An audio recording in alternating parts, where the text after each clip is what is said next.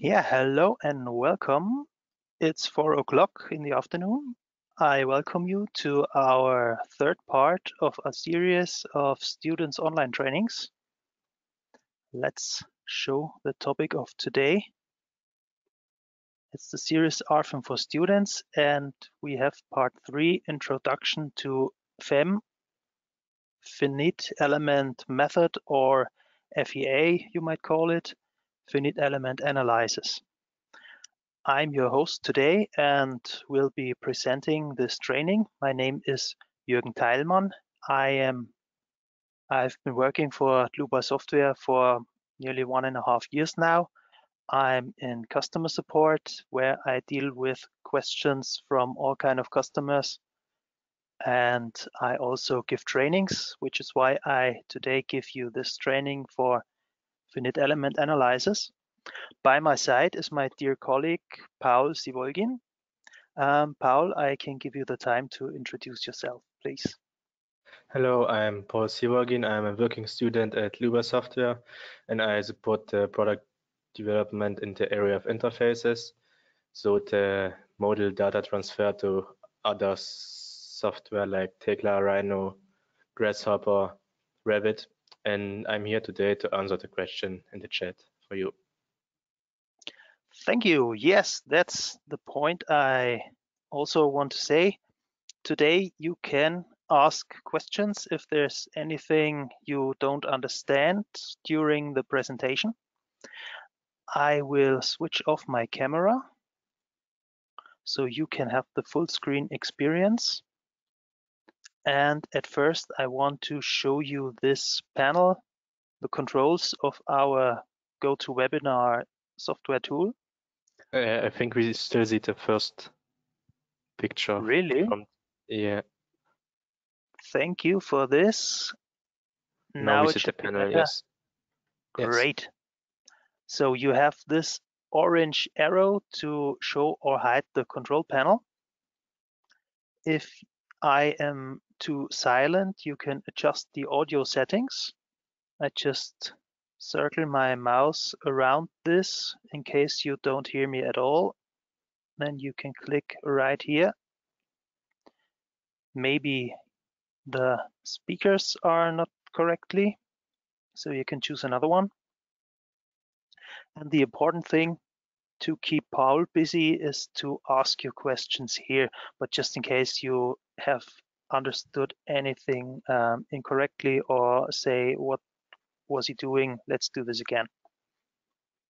And also you have the opportunity to raise your hands to give a hand signal if I do anything too quickly for you today. Also, I have to say, don't worry. No one is left behind. You will get a link to download of the recording of this training, which can also be found on YouTube afterwards. And you will also get a copy of all the model files we used today, along with your certificate. Yes, let's go to the agenda of our training today. The whole series is of 6 parts. Today we are in part 3, Introduction to whatever you want to call it, FEM, FEA. So it's basically a course for our program RFEM 6. What are we going to do today? It's going to be a quite long day for us. I start with some basic principles of FEA, but don't worry, it's not too much theory. It's just to break down the walls a bit between the hard theory and your daily work as an engineer. It's kind of bridging the gap between what you learn in school and what you do as a structural engineer in your daily work. Secondary thing is an introductory example, a continuous slab, which you can also model along if you want to, if you have RFEM open right now.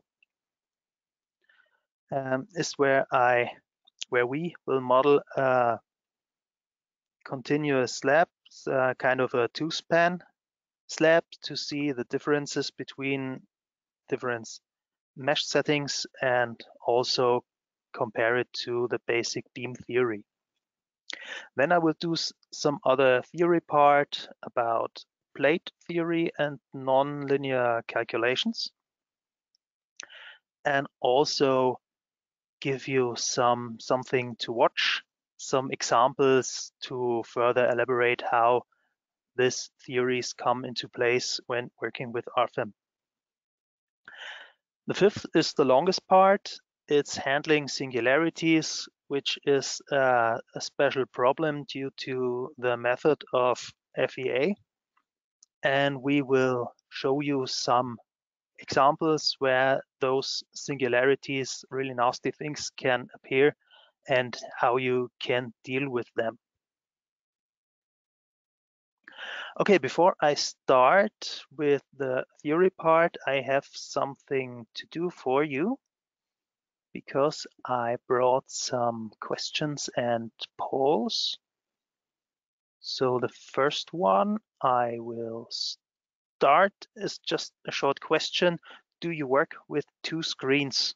So this is for me just to set the pace if you want to model along or just want to watch.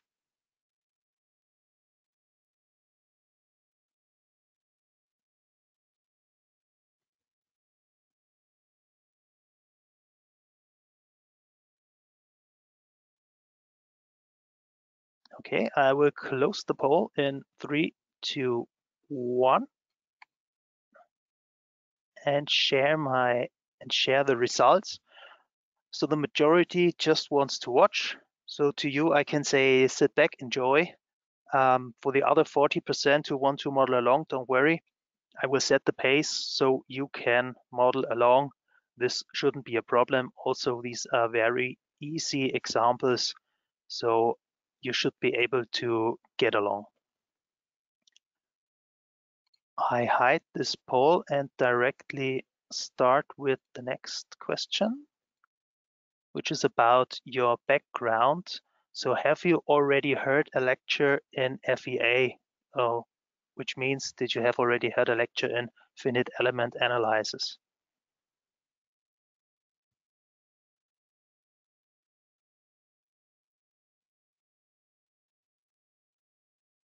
Right, all have given the votes. This is great. The big majority knows what FEA is and what to do with it. And for the other 17%, don't worry. I give you a really short and brief overview about how FEA is used and utilized in RFEM. Good. Now let's jump back to the presentation, the basics of FEA.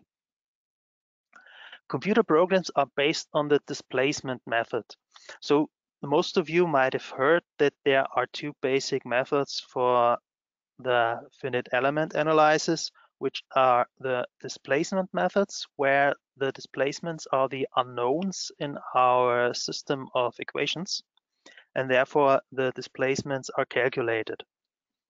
All other results, forces, stresses, are done in post-processing. The opposite to that method is the so-called force method, where the unknowns are the forces and afterwards the displacements are determined in post-processing. But really most, if not all, computer programs utilize the displacement methods, just like RFEM does. Yeah, analytical solution for structures is hardly possible. What does this mean? You all learn in your studies a lot of methods to do analytical calculations, but if you get real structures, these are really hard to be done, and you need pages of calculation. This is why the FEA method has been developed to decompose the real structure into a mesh of finite interconnected elements, which means you get a lot of small elements with standardized stiffness parameters. Let's see where I'm in my script. And these standardized stiffness, where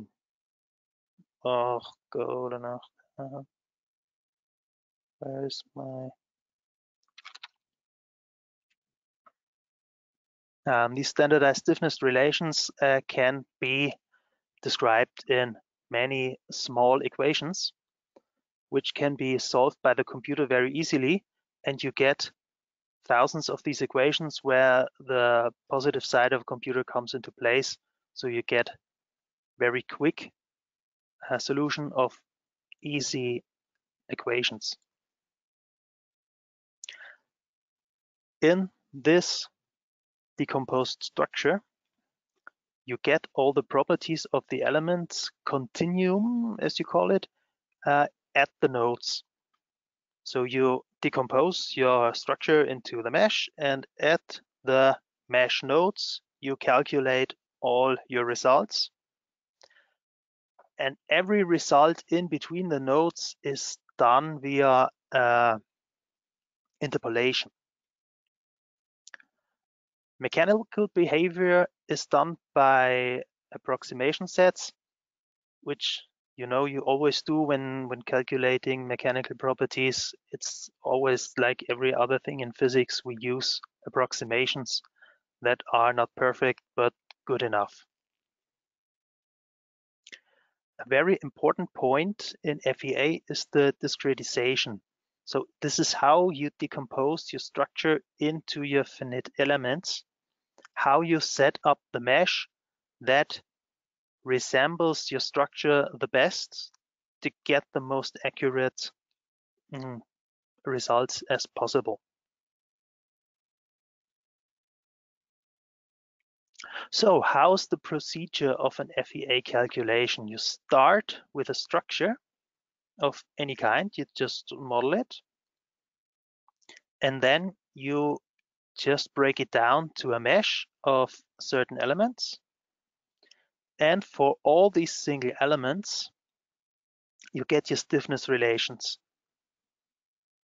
Then you transform those stiffness relations to the global coordinate system and assemble these to get the global stiffness matrix of your whole structure. And that is the big system of equations which the computer solves then. And the next step, you add, it's very important, you add your boundary conditions in form of supports or maybe external forces. So the computer can solve the system. And when the equation system is solved, you calculate what I said before, you calculate the internal forces as part of the post-processing.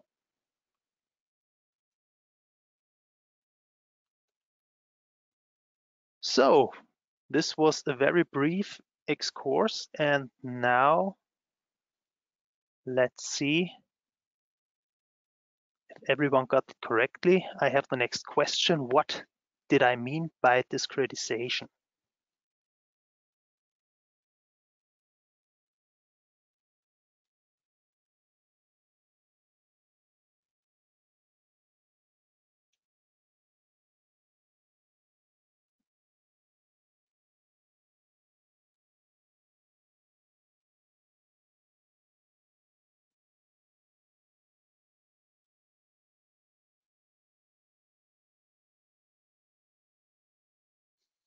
Okay, 2/3 have voted. I'll give you another 3 seconds. 2, 1. I close the poll. And that's great. We have 100% of correct answers. This is really great. So I hide the results of this poll. And now we will start with our first model. Just to get this whole process done in RFEM. So I switch to my RFEM 6. This is a model we will handle later on. You don't have to model this.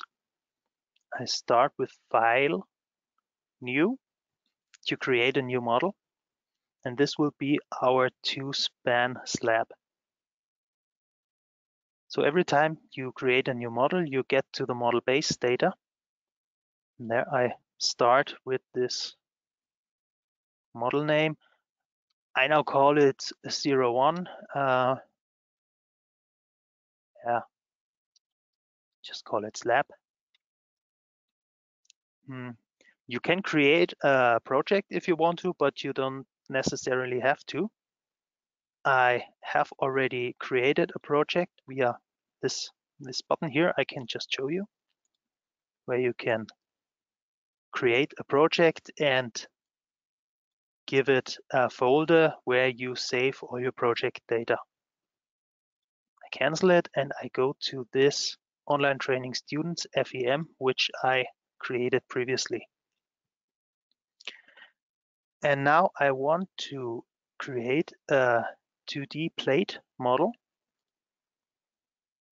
This is the different types of model. I guess you heard before when you do some R-Stab models, some member models, you can do it with 1D models.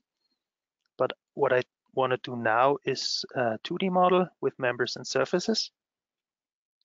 And yeah, that's all. I want to enter here, say OK.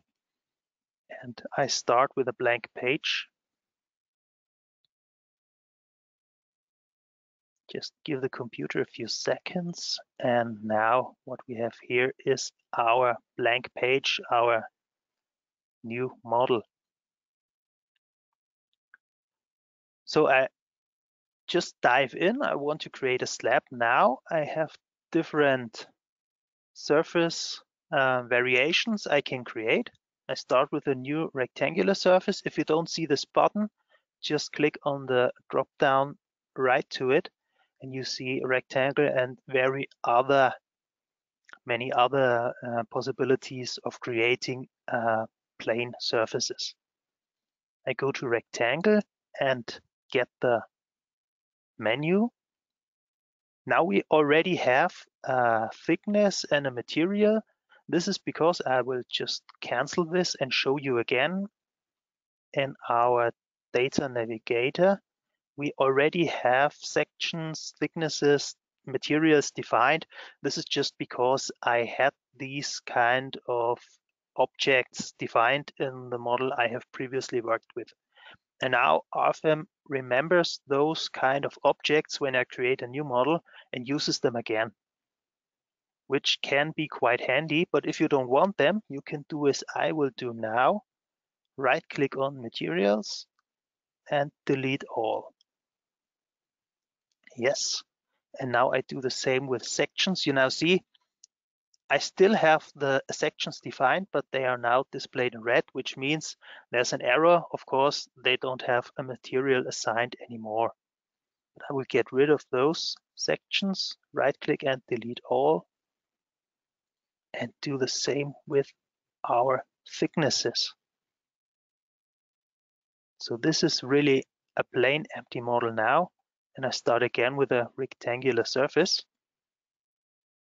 Now you see I have to create a thickness. I use the standard stiffness type. There are some others, but that's not what we want to address here. We just use the standard stiffness type. Then I go to the thickness where I create a new thickness using this star button. And I get to the dialog new thickness. So here I can use a uniform thickness of, let's see what I need here, 300 millimeters. So I change this to 300. And I also need to assign a material to that thickness.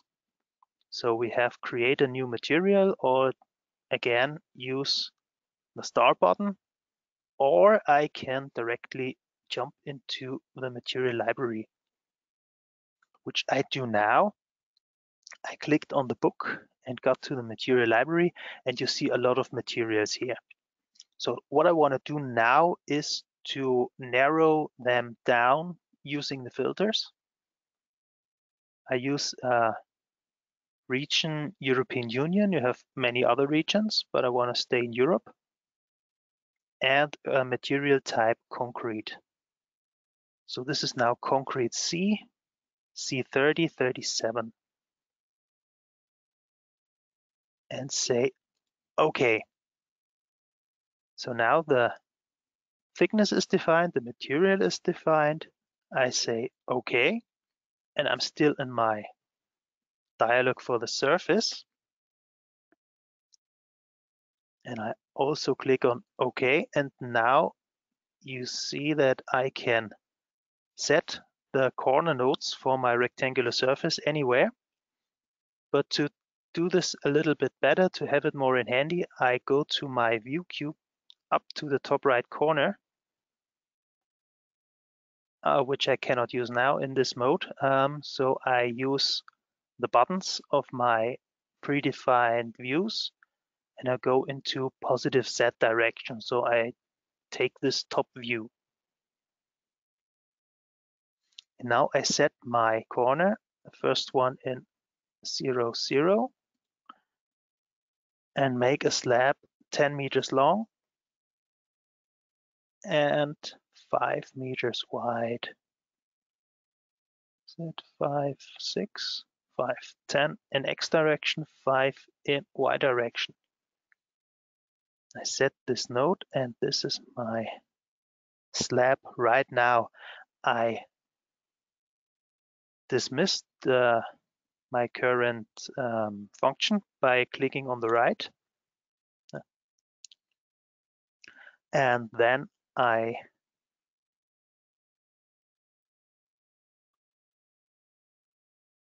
will do something to my material.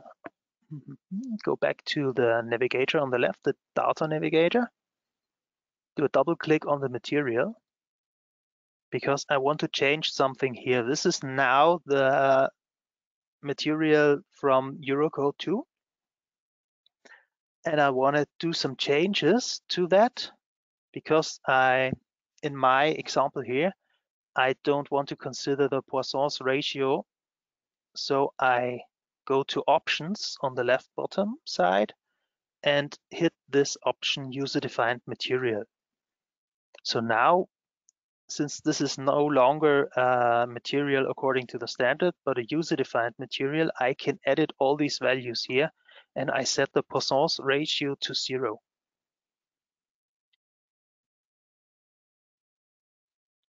Yeah, that's all for now. Say OK, material is edited.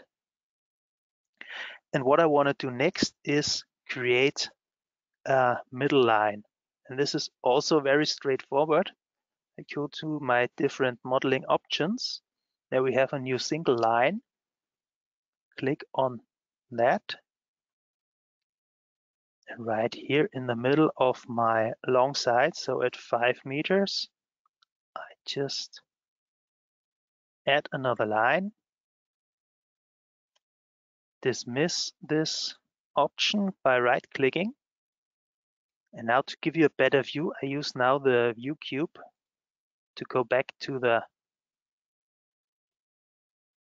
3D. To the 3D side. And I have this line in my slab. And also I have my nodes along the line. But there is something I can show you in detail now. These are red nodes like all the others. These are standard nodes. So what I will do next, I undo this and show you something which is called, when I do a right click and go to my context menu, this function auto connect lines and members. This was deactivated right now on my computer. So I will activate it. Just check it again. You now see this function is activated. And I do the same thing again. I want to create a new line. Go again to my 5 meter point, right to the middle, across the slab, and dismiss it by a right click again. Okay, and now I have created blue nodes.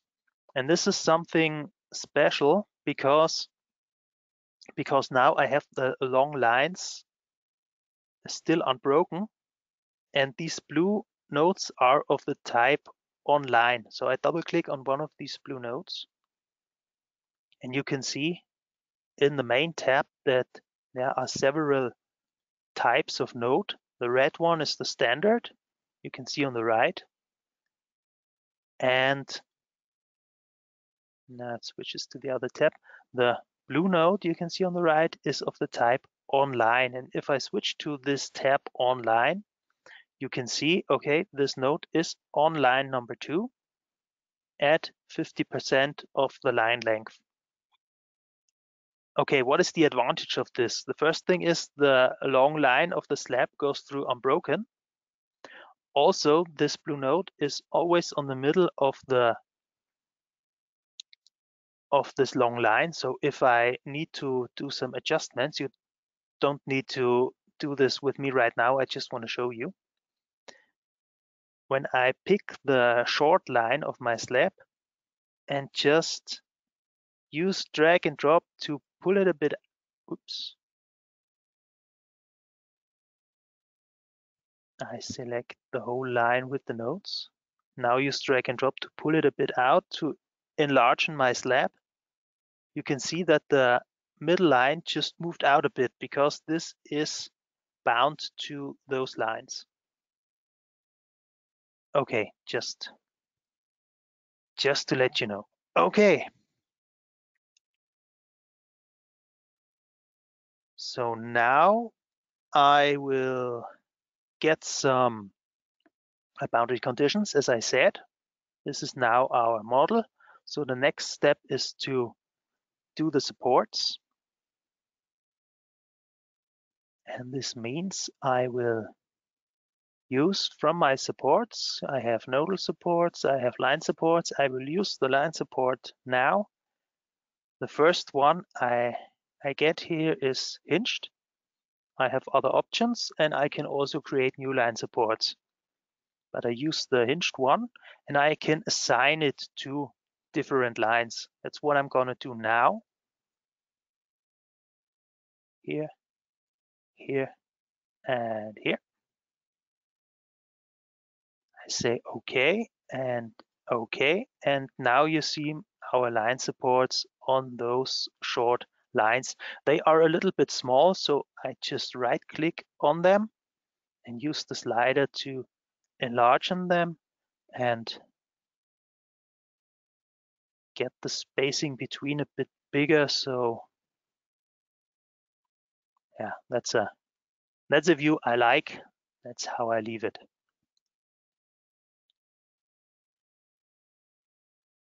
Okay, so now we have the boundary conditions, and the next step is that we will enter the load.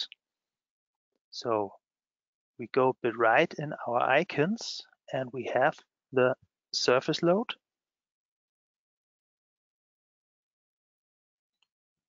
And I can enter also different types of surface loads. This is the uniform distribution in the global Z direction.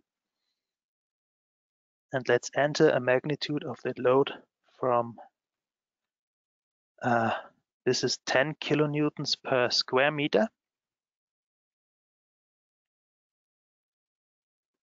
And assign this to our surface. I can use the pick button to pick the surface from the model, say OK, and now this is assigned to surface number 1. Say OK, and the load is created. This is also now a little bit too big for me, just my personal taste. With a right click on the load, I can use the slider to decrease its size.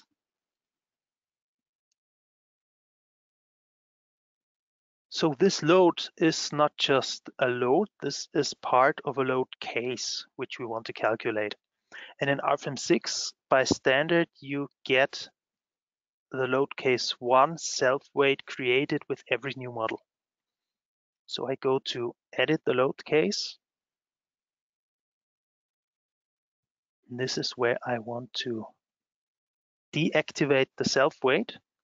It's also something you have to consider if you create several load cases, that you don't combine any load cases which both have self-weight activated.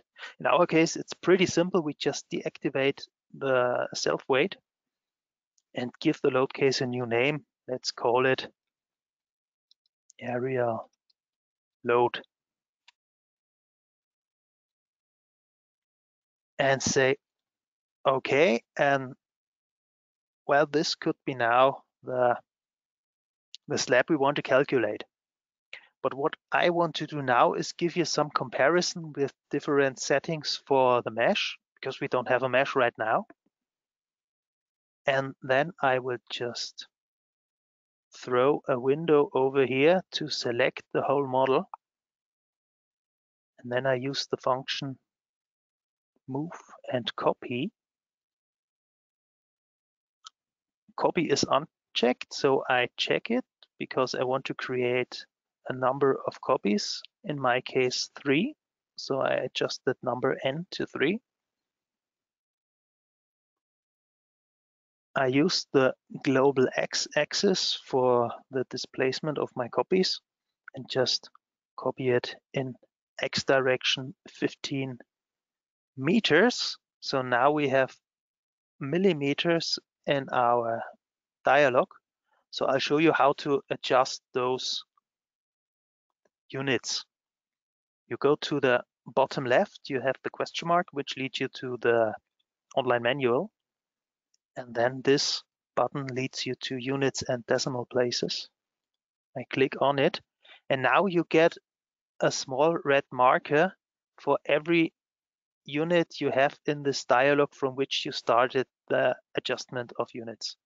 So length is set to millimeters in my example. By default, when you install RFEM, this is set to meters, and that's exactly what I want to have here. So I set it to meters. 3 decimal places is okay.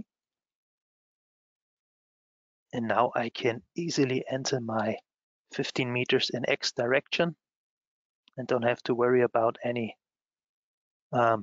calculating of other units.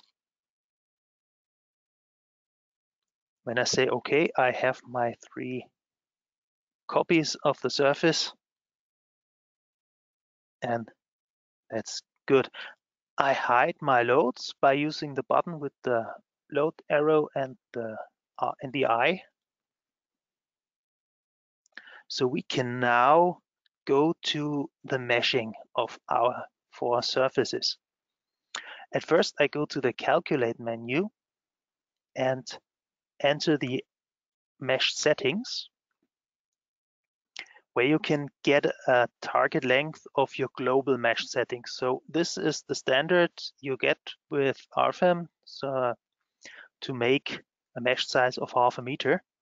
But this is something you have to think about when you do a model. How big do the FE meshes need to be? I just neglect that, because what I do now is I will set, I go to cancel, I will set an individual mesh setting for each and every surface. So how do I do that? It's a setting for a surface, so that's something you can keep in mind for the logic of RFEM 6. I go to the types for surfaces, and there I can see my surface mesh refinements. So I do a right click and say new surface mesh refinement. And then I can set my target length for the chosen surfaces. Okay, in the first one, I want to have a really coarse mesh, 2 meters long for each element. I go to apply, on the left side, we have this list. On the left bottom, I can add a new mesh refinement. I do this all in the same dialog. So now I set a mesh with a length of 1 meter. Go to apply, new one. And this now can be done really quickly. 0.5 meter, apply, new one, and this one really fine, 10 centimeters, apply. When I say OK, and just expand this section, you can see my 4 different mesh refinements, which I've created right now, but they are shown in blue. Blue means they are created but not used anywhere in the model. So I can now assign those mesh refinements to my different surfaces. So I make a double click on my first mesh refinement. It's the same dialog again. And now I can assign it using the button on the top right. So I say select the surface. For the first one, I choose the first surface on the left. And then I just go through the whole list. Refinement number 2 is for surface number 2. Refinement number 3 for surface number 3. And you can already see that for every mesh refinement, there's the surface number I have assigned it to. When I go to apply, you can see in the navigator that these mesh refinements with assigned surfaces now have turned black. So I now just assign my 4th mesh refinement to the 4th surface here and click on OK to leave the dialog. Okay, just to show you how these meshes look right now, I go again to calculate and use this generate mesh option here. And now this grid I have is in the way. I go to the really bottom line to hide the grid. And now we can compare the meshes. On the left one, you see these are highly irregular because the computer can't set a really regular 2-meter mesh into the surface. So you have a few triangles here, really weird shaped not rectangles, yeah, quadrangles, as you say, you might call them. And you see from the second mesh refinement that this looks pretty good. It's a regular mesh, and the other ones as well, but get finer and finer. Good, now I need my grid back. I activate it, and you can also go to the settings for the grid. There's a button for that. You have these dots for the grid and a hand, which means edit. And in this dialog of your work plane and grid, you can choose several options. And I go to dynamically according, I adjust the grid according to the size of the model. And I say, okay, you can now see what I mean. That the grid is only set around those existing parts of my model. Okay, so now we have, for slabs, we have them all loaded.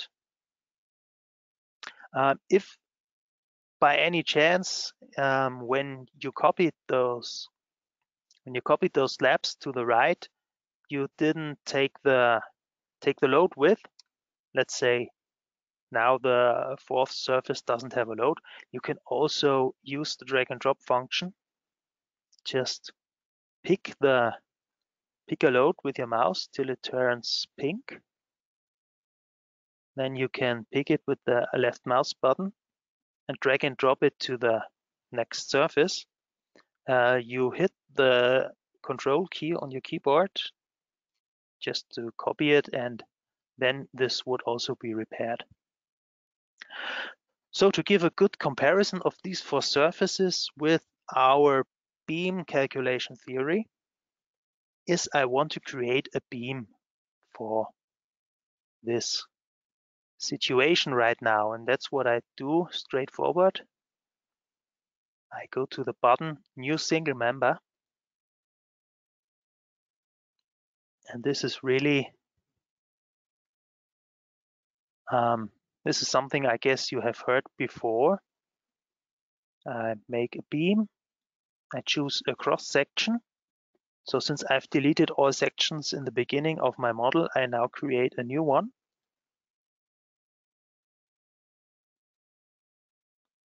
I'm already in the parametric massive sections. I choose the rectangular one, and I go to the tab parametric massive, and there I can edit my dimensions. So this is 1 meter wide, so 1000 millimeters, and 30 millimeters, 300 millimeters, sorry, in height. So this is done to make it resemble our slabs with a thickness of 300 millimeters, and 1 meter just to get the loads used accordingly. I click on OK. Now our cross section is created for this new beam. The material is correctly created. I say OK, and I go to the right of my grid. I pick a point, and then I want to go into the X direction.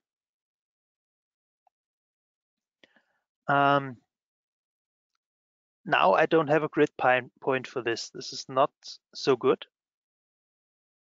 but I can, for example, choose this point with the 3 meter in Y coordinates. And if you see on the left in the window, there's a small part where I can edit the length of this member. And this is also the 10 meters. I can edit this via my keyboard and hit the enter key. Do you want to delete the mesh? Yes, of course. I want to create something new in the model. I dismiss this option with my right mouse key, and this is now 10 meters long. So if this was too fast now for you and your beam doesn't look like this, no problem. You can double click on the nodes and just enter those coordinates I have here. So X 58 meters and Y 3 meters. Okay, I also go to the right node.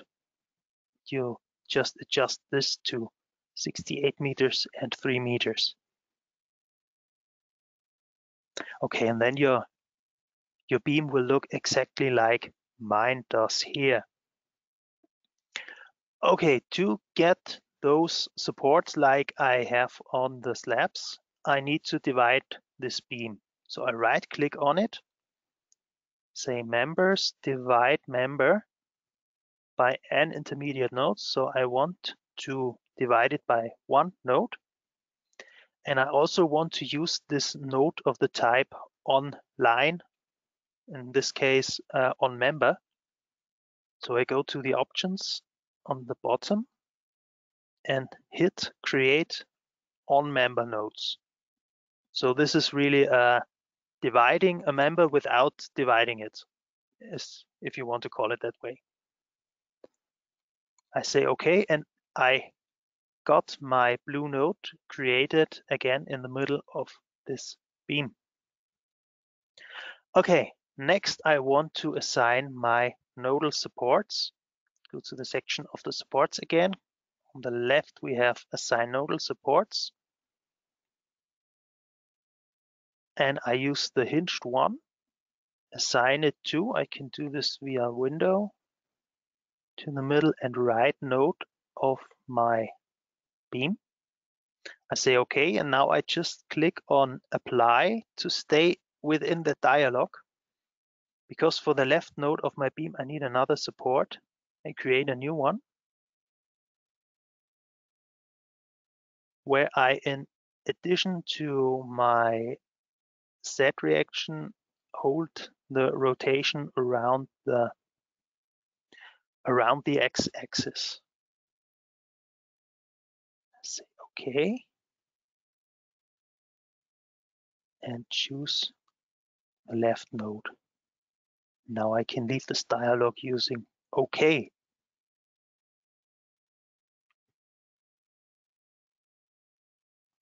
Good. Next, what we need is the load on our member. There are different load types here, which are easy to mix up. So at first we have a line load, which you can apply to this member, but you cannot calculate it because this load is not designed for members. This is for lines that belong to a surface. So maybe a boundary line of a surface or some integrated lines like we have with these supported lines here. So what I do now for my beam is, because it's a member, I use the member load. It's very easy to keep in mind. If you have any members, you use member loads. And now again, we have 10 kilonewtons per meter in the global Z direction assigned to member number. I can pick it now, but it's the only member I have in my model, so it's member number 1. I have the number in my head and I use it. And I will also decrease the size of this load visualization.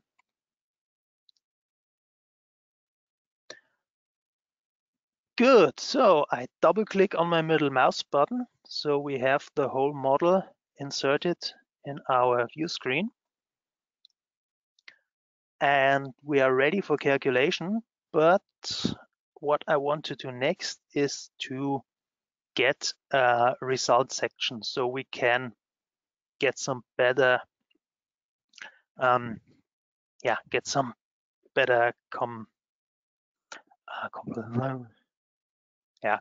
compare. We can compare the results better. So that's what I wanted to say. I go to the left side of my data navigator, and then I scroll down to the is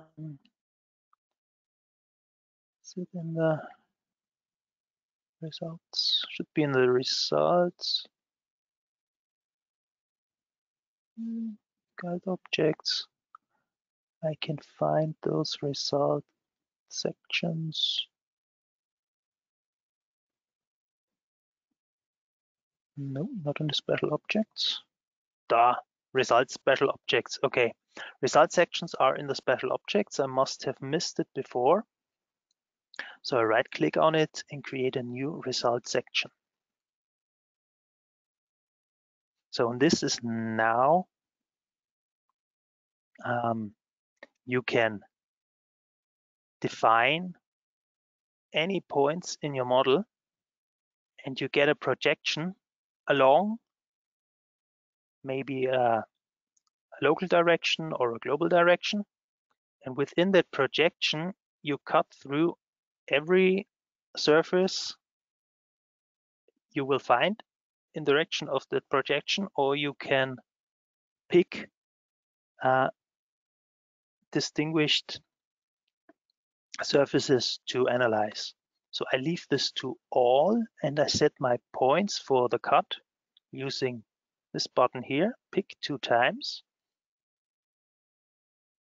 And I zoom in.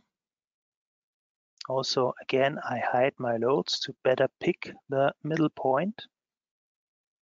So we have our object snaps where by standard the middle point of lines is activated. So I go to the middle of our short line on the very left, click once, then I zoom out again and zoom into the surface on the very right and click on the middle node of the short line of the very right surface. So these are now the point coordinates for our result section. I show the section direction. You can, as I said, make a projection local or global coordinates, which is now in our case the same because we have this 2D model and the local set coordinates of the surface are in the same direction as our global. And here we have, no, this is the show. I'm sorry, this is showing the section. And on the bottom right, you have the projection direction. You can use different global directions or a vector. Okay, so now this is our result section. And as I mentioned, those local axis systems for the surface, I can come to that point now. When I right click on a surface, I can switch on or off the local axis system. So you have the local set direction pointing in the same direction as of our global set direction. Now for this model, for this lab, doesn't necessarily mean that it's like this every time, but it's the case in our model. Okay, I hide this again.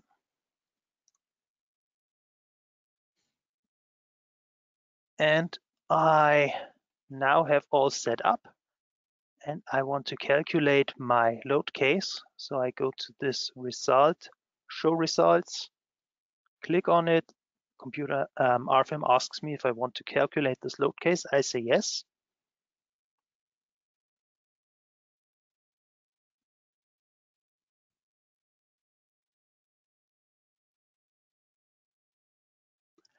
And we have, by standard, the first results we get are the global deformations. And that's something I would advise you to do every time you create a new model, to just calculate the self-weight or a simple load case where you can see if the global deformations are plausible. And this looks very plausible to me right now. I will deactivate the grid so you can see the results better. And now I get to the internal forces. I start with the member on the right. And there's a very big difference for those internal forces when you show them for members compared with the internal forces of surfaces. So I deactivate the results for my result sections. And now I just show you the internal forces of my member. So now I have my activated. It's the moment around the local y-axis of our beam. I can also right-click on the beam to local axis systems of members, toggle it on. And then you get the local axis system of the beam, which is by coincidence now again identical to our global axis system, but don't necessarily have to be. So this is now a moment bending around the local y-axis of this beam. And on the other hand, when I go to the surfaces, internal forces, I have to watch mx in this case, because on the surfaces we have the moments along this local x-axis, not around it, but along it. So it's the same with the vertical forces. You have Vx and Vy. So Vx is basically the same as when you go to the Vz of the members. Okay, so now just to clarify this, to get a good comparing of those, I switch the member results to my and the surface results to mx. And also I will again activate the results for my result sections. Okay, to better compare those values in numbers, I go to the bottom of my result navigator where I can go to the result sections. And by standard, this is set to global extremes. So I have the global minimum and the global maximum of the whole model. But I want to compare each and every surface, so I go to the local extremes just to compare our field moments and our hugging moments for these result sections. Yeah, what we see right now on the very left, oops, it's here with this very coarse mesh. This is not a moment we would expect. This is very edgy, very coarse, and also the numbers are not what we would expect here. So we go to the right and we see the finer the mesh gets, the closer we get to the results of our beam. And there is also, this is also a very crucial point for you as upcoming engineers to get to grips with, that you don't necessarily have to make the mesh as fine as possible, because when you make such fine meshes, you take a lot of computing power. And you will see from these two surfaces here, from the left one here to the right one, there's not much difference in the results, but a lot more calculation done on the right one. So when I look at all these different results here, the first, everyone would say, I cannot use this, this is not good. But this is because I have a very too coarse mesh. And then I go towards the right and to say, okay, I want to do some economical work. I want to calculate cheap, do a fast work. My personal pick would be, from the variants we have here, would be the second to the right to use. So as a rule for you to keep in mind, to always know, is that the best way to create an FE mesh is to hold it as fine as necessary, but at the same time as coarse as possible, because these are the two opposites you need to weigh up between the precision and economical aspects of your work as an engineer.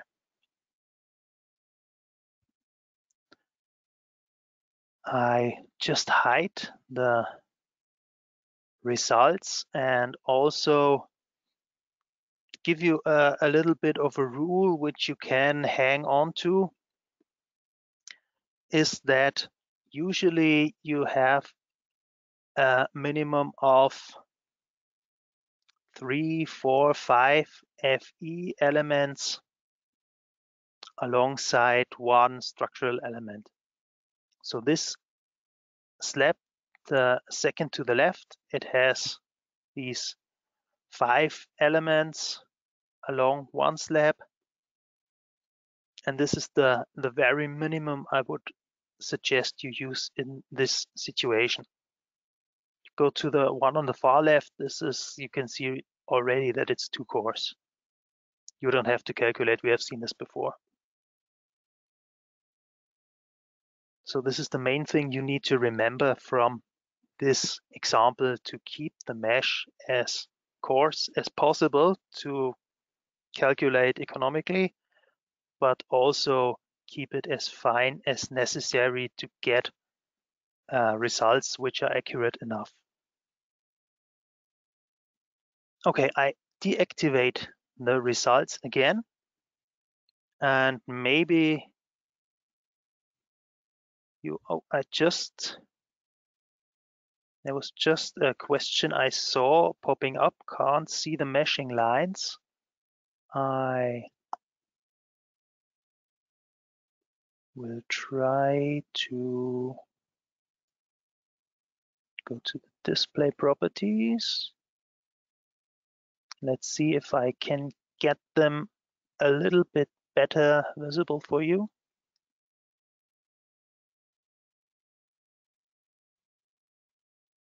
So for me, they are good visible. Okay. Okay, good. But since I'm here anyway, this is something yeah, I maybe also. make a little bit darker. Yeah, I will just adjust them a bit, because that's also something I do with the grid points in the basic trainings. Sometimes I go to, which is also something really good for you to know. We have the same logic from sorting our display properties as we have in our data navigator and in our tables. So we have our basic objects, we have our special objects, we have different types.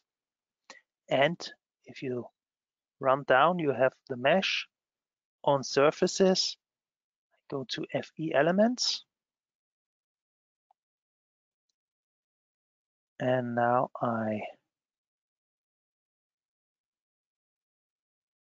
no, these are numberings. That's not what I wanted to do.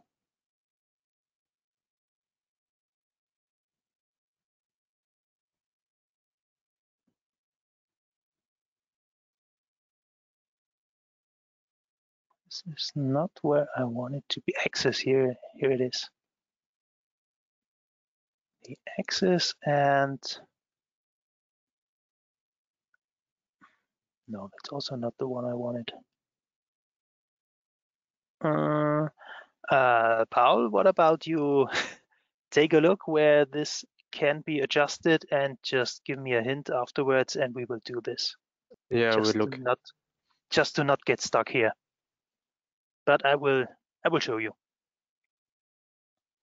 Good. Now, maybe some of you already have taken a closer look at the results of our member on the right, because I also did a hand calculation of this exact member, where I got a hugging moment of minus 31.25 kilonewton meters, not the 0.18.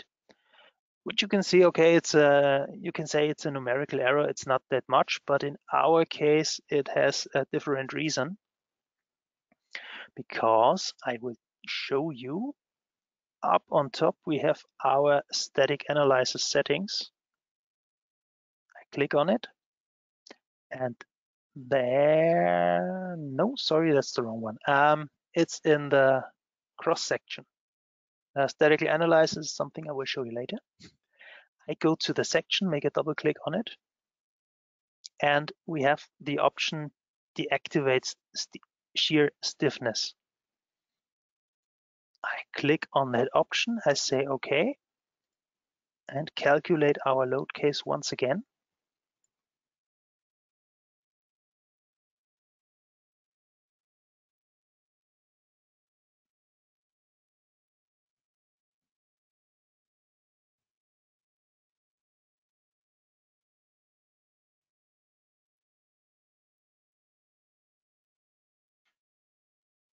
And now I get this 31.25 kilonewton meters, which I got in my hand calculation. So what is the reason for this? Is that all hand calculations are built on the so-called Bernoulli beam, which is a beam theory that doesn't consider the shear stiffness of a member. And what I now have done by deactivating the shear stiffness is turning this into a Bernoulli beam. I have a small part on this in our next theory portion, but this is just a cliffhanger to keep you up, to keep you awake for the next theory portion. Yeah, I will now save this model, and let's take from this model that what I have said several times now is that you use your FE mesh always as coarse as possible, but at the same time as fine as necessary to get accurate results. Okay, before we jump to the next part, I will ask Paul if there are any open questions, something I should address on the screen. No, everything is clear. That is good. And so now that brings me to my next question to you. I start the question. So the FE mesh size should be, please finish this sentence correctly for me. Should be really easy now for you guys.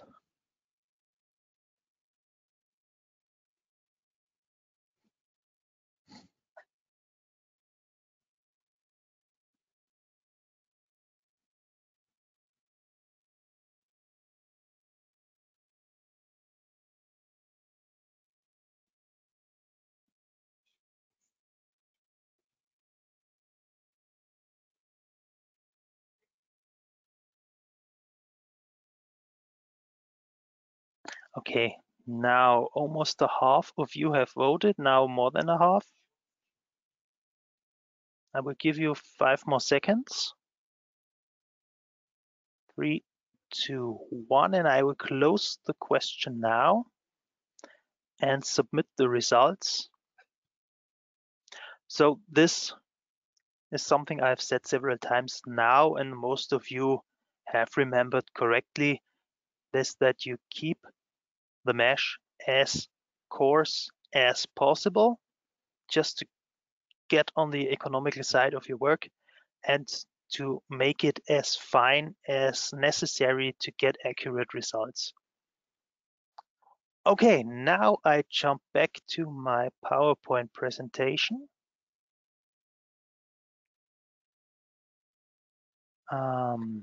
These are again the topics I covered with our example we modeled now together.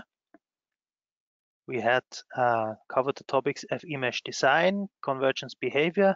We compared surface elements and a beam element with different mesh sizes. Also, in the result interpretation, we looked at distribution of internal forces. We looked at the shear stiffness, especially of the beam, and result smoothing. This is something we will do in depth in a later example.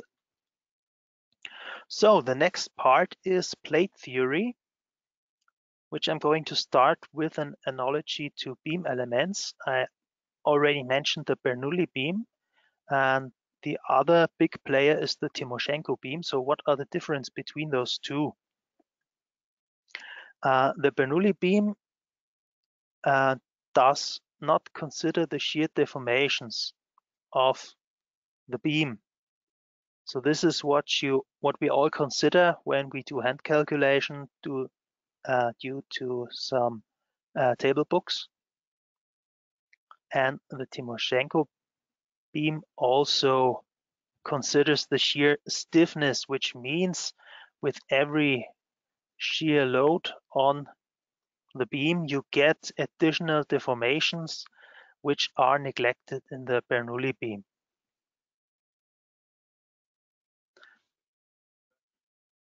So next thing is the Bernoulli beam. It's characteristic that you always have these perpendicular lines to the middle axis of the beam. They always stay perpendicular to the middle line. Where at the Timoshenko beam, you get this additional shear angle, which also gives you the additional deformation you have with this beam theory. So basically, the Bernoulli beam is quite accurate when you have long and slender beams. When you have a massive chunk of a beam, you rather use the Timoshenko beam.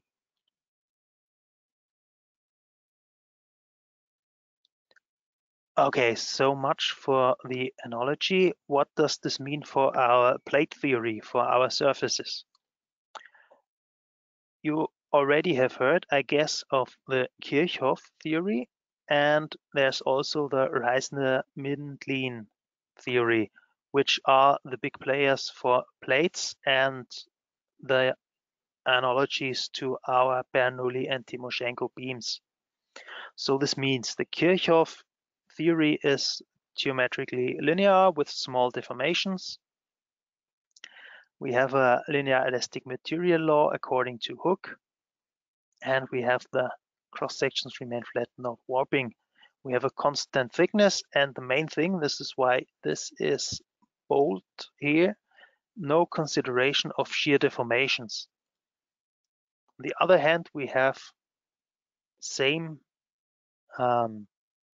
thing goes for Reisner-Mindlin, except we do consider shear deformations here, and also we consider transverse and lateral strains. So what does this mean? I give you another example for transverse lateral strain, which is one thing we all know. When you have a rod and you pull on it, you don't only get your longitudinal strains on this, you also get a lateral contraction in the linear elastic part of the material defined by the Poisson ratio.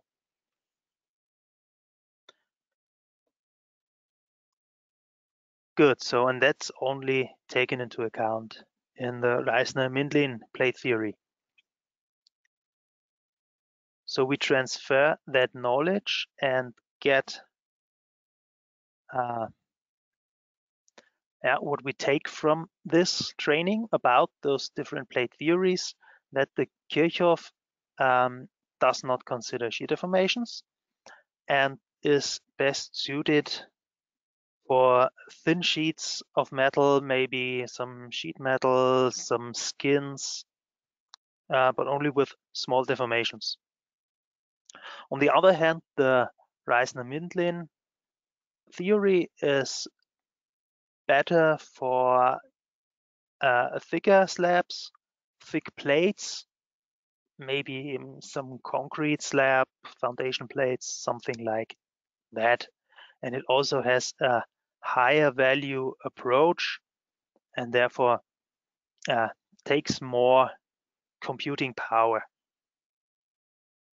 So by default, RFEM always uses the Reisner-Mindlin theory, but you can switch it, which is what I will show you now in RFEM. Before I had the wrong direction where I edited my static analysis settings, because in each and every static analysis setting, you can go to the tab Basic Settings, and there you can define your plate bending theory, and if necessary, change that to the Kirchhoff theory. Okay, I cancel that, go back to PowerPoint and get a final verdict, as you might call it, on the plate theory is the thicker the plates you want to calculate, the higher the influence of the shear, and that's where the Reisner-Mindlin theory is simply better suited.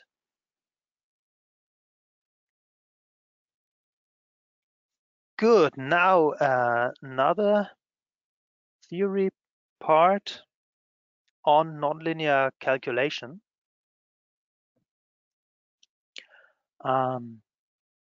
Yeah, just like it says here, all nonlinear calculations take longer than linear calculations, and also superposition law is no longer valid, which means you cannot simply add your load cases to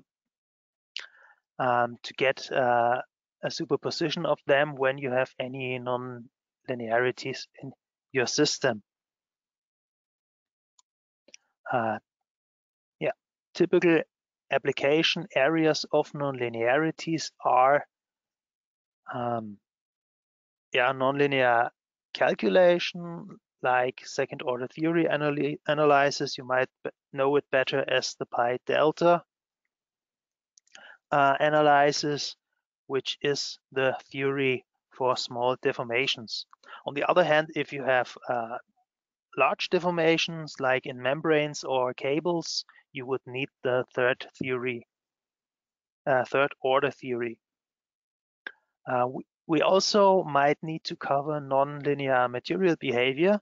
So when we leave the linear elastic part of any material and get to the plastification, then we need a nonlinear material law, nonlinear material behavior.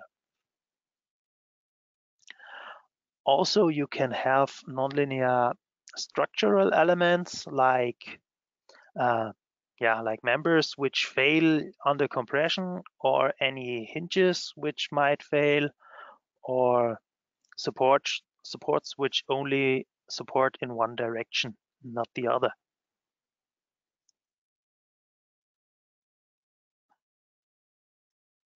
Yeah. So this is too far. Yeah. For nonlinear calculation, you have more precise analysis, but like I said in the beginning of this sheet, you increase your calculation effort and you take much more computing power. Again, it's a weighing of how precise do you need your results and how much power, how much effort will you put in your calculation.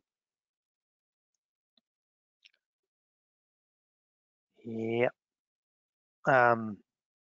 Also, something I want to tell you about the first order or geometrical linear calculation compared to second order calculation.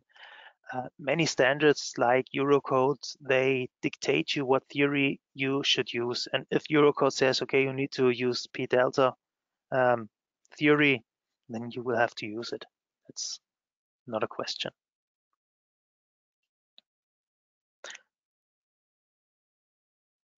Okay, so now I will ask Paul, is there anything unclear? Did I do anything too fast? Any open questions? No. We just still have the question with the mesh lines, but I will answer to him. Maybe he don't have the right visibility for the model, so it's too dark in his model.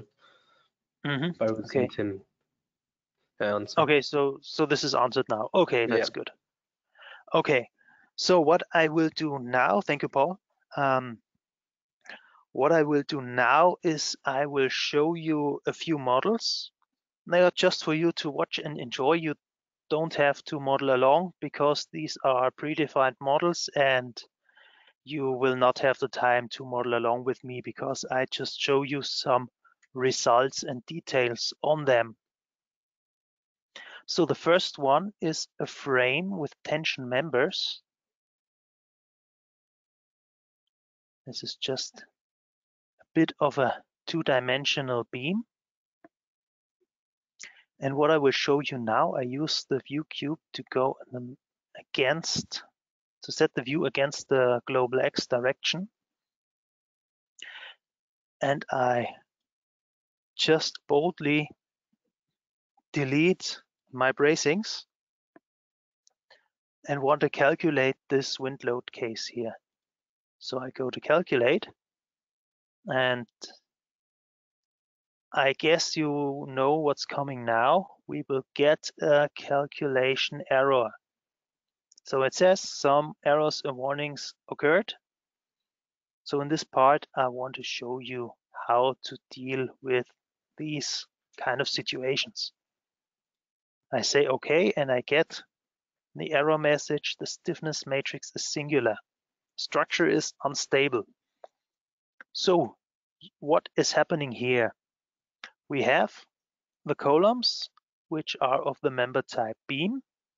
We have our horizontal beams, which are not really beams, they are trusses, member type truss, which you know by now have internal member hinges on both ends. So this is all hinged on top. And if the wind blows from left to right, the structure just collapses. Okay, so that's the problem what we had here. And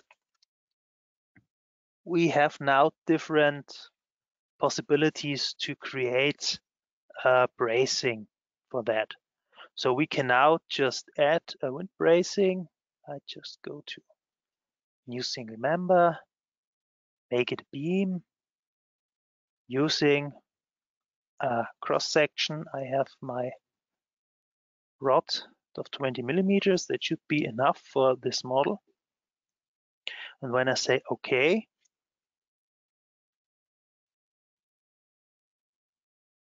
I can just dismiss this right now because I still had the auto connect of lines and members activated, which is something I don't want here. So I deactivate it. And now I go back to this.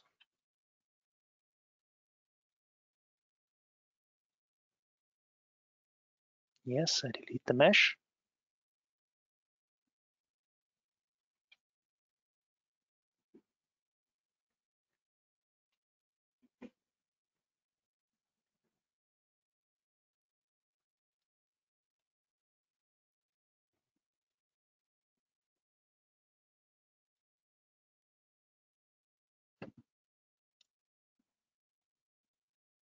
And have our bracings right here.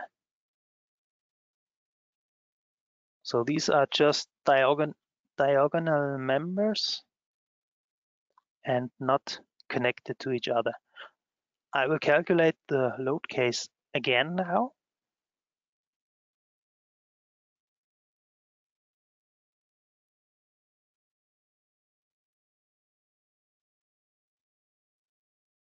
And now the structure is stable and can be calculated, but as you can see by the deformations and also by the member internal forces, when I switch on the normal forces, that we get a compression force on several of these members. We have the one, the blue one here. This is compression. Also, this is compression, but this is not something we want for wind bracing, for these cross bracings. We only want the tension. So what we can do is I select those four again using the control key. And I add a member nonlinearity. Get another tab and I can choose from different member nonlinearities. So failure if compression, that's the one I want to use right now. But if I edit that, you have a list of plenty options for member nonlinearities. So you can also have failure if compression with an amount of slippage you can define on the parameters. I just want to use the failure if compression. Say OK. And calculate the load case again.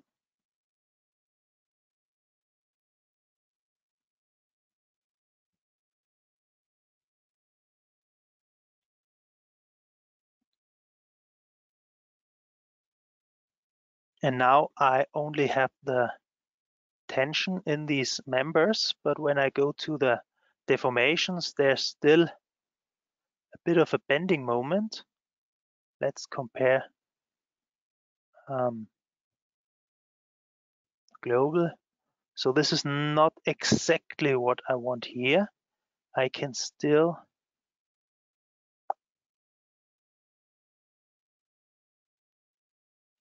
do it better when I edit them again. I don't use the member type beam. I can use a truss only N. So this member only. You can also see it in the bitmap on the right. This can only transfer normal forces, and using this member type with the non-linearity failure if compression, we get a member which can only transfer tension force. So I say okay and yes, calculate again.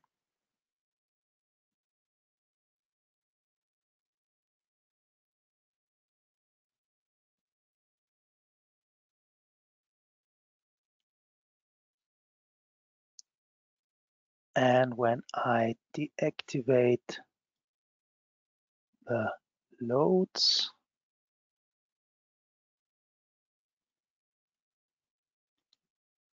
then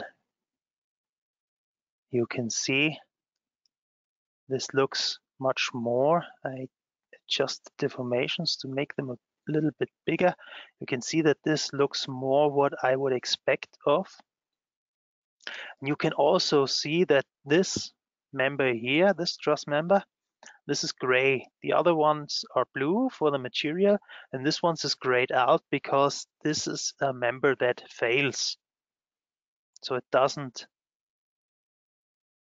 add any stiffness to the system anymore in this load case.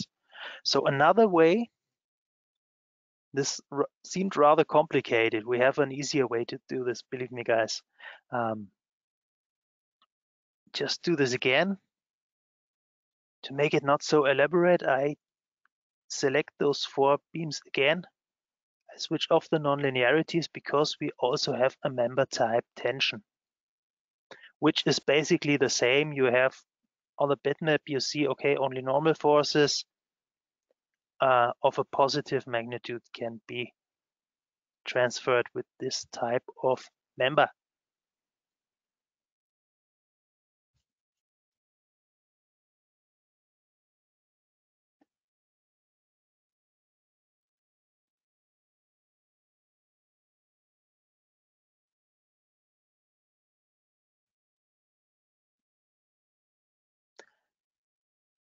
Yeah, okay, you see the results are now basically the same as before because it's basically the same. It's a truss, normal force only, and failure if compression. Good.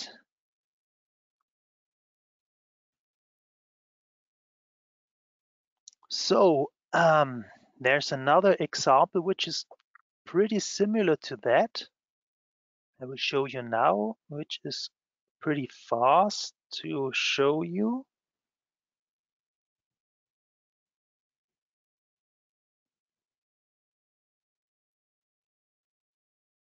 If I get there quickly. So I have a very similar frame just to show you that there are some situations where you cannot solve all your problems. We already have the member type tension for this cross bracing, but we have only vertical loads in our load case here. When I say, please calculate this,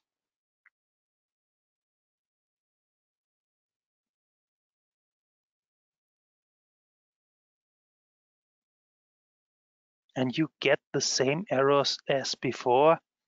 You see stiffness matrix is singular, the structure is unstable.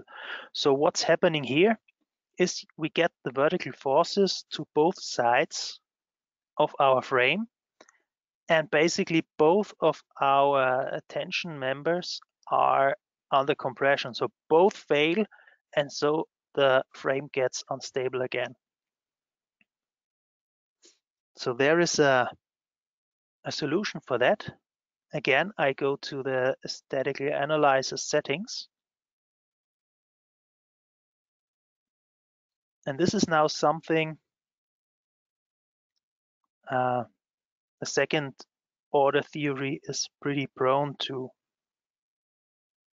So in second order theory, you get this tab reactivation, where you have the exceptional handling of special types of member. I activate this and I get two options. So either I say failing members are to be removed individually, one by one during iterations, or I can assign a reduced stiffness to the failing members. So they don't totally fail, but they just reduce the stiffness as it says. I pick the first option to remove them one by one, say OK again, and calculate this load case once again. So this is something that can come in handy when you have a stability problem in your system with nonlinear. The nonlinearity is a difficult word. So I showed you this because it's pretty easy for me to see the problem here, because I've seen this many times. When I go back and deactivate this exceptional handling,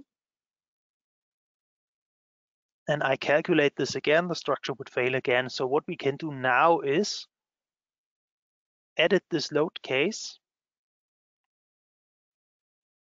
and change it to a geometrical linear analysis. I go to calculate.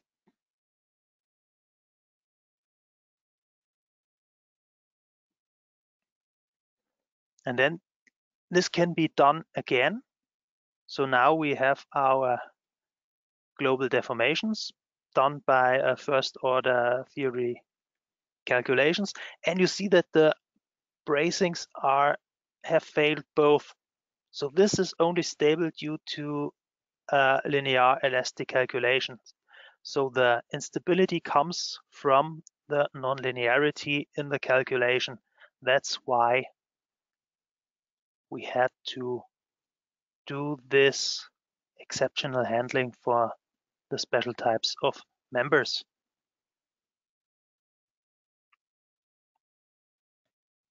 Okay, it's 5:30 right now.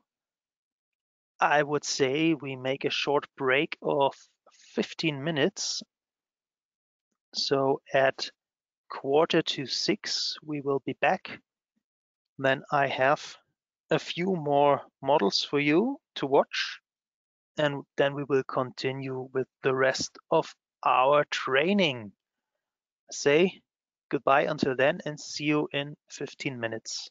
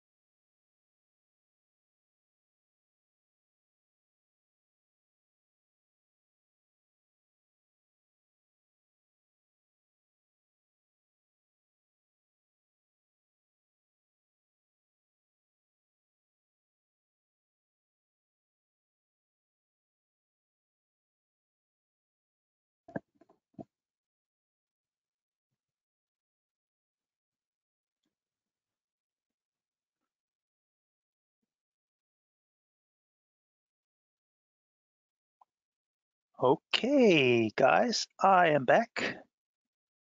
And before we go on, I have one more thing to tease you with. Just to see if you paid attention to my last theory part. I have this question for you. Is Kirchhoff's plate theory, in this theory, is the shear deformation considered or not? So true means it is considered, and false means it is not considered.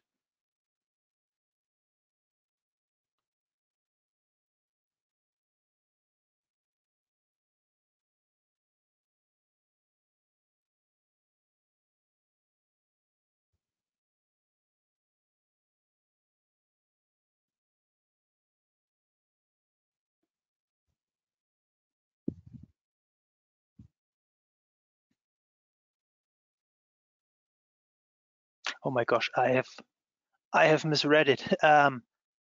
So it is not considered. So the statement is Kirchhoff's plate theory does not consider the shear deformation. So I think I can just skip this one. I ruined this for you. I'm sorry. I just ruined it. Just skip it. Yeah, I'm sorry for that. The question was simply that you need to know that in Kirchhoff's theory, the shear stiffness is not considered, and in the Reiser-Mindlin theory, shear stiffness is considered. Okay, okie dokes. I go back. Now, singularities is the big topic for the end of our today's training. But before we get to that, I have a few other short models I would like to show you. So the first one will be our nonlinear supports, which doesn't look like much. We have two very similar looking member models. On the left one, we have the top node with this nodal support.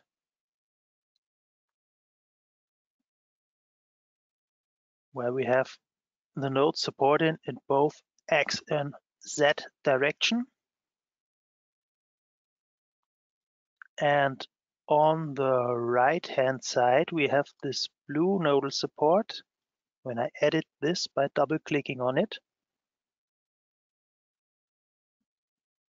we can see that is also supported in X and Z direction, but we have our nonlinearity failure if negative px activated. So I just show you the different possibilities for those nodal supports in terms of nonlinearities. We can, for example, it's just failure in one direction. What we have here is that when I get a force on this support in positive x direction, so in this case we have the global axis system shown, it's visible down here. So when I get a resulting force on this nodal support in positive x direction, it is supported. When I get a resulting force in the negative x direction, this support will fail. I show you this by simply calculating this load case. When I switch to wireframe, you see that there is a node load to the corner in a negative x direction. And when I calculate this load case,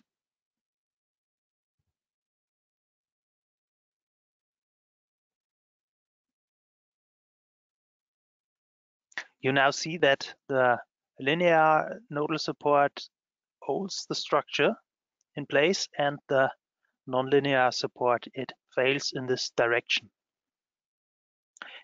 I go back to editing this nonlinear nodal support. So you can do all kinds of different nonlinearities. You can also make this not a stiff support, but add maybe some kind of spring stiffness to it. That's also something you can do. You have the spring visualized in the picture on the right. And you can also make it, for example, a friction support, which is something I will show you in the next model.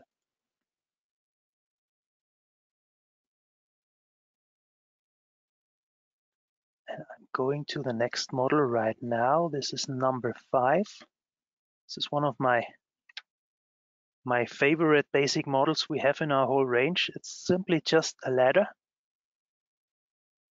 which is held in the, this is a, by the way, I guess a 3D model. Yes, this is 3D now. So we have our fully 6 degrees of freedom considered here. And this ladder is held in horizontal direction by those top supports. And on bottom, this just stands on the ground using a friction support. So I added one of these nodal supports just to show you what is done here.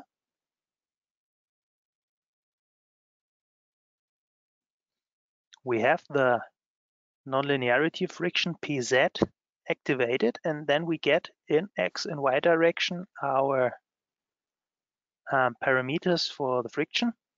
And as you all know, Coulomb's, the friction according to Coulomb is set by a friction coefficient. We have 0.2 edited for this. So the vertical load on this node times 0.2 gives you the maximum horizontal force that can be taken here into this support.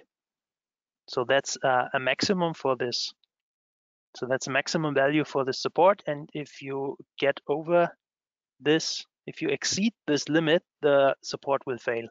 And this is also defined for the global Y direction. Also, what we have on the different steps of our ladder is a man load. So we have a person weighs a bit less than me, so around 100 kilograms.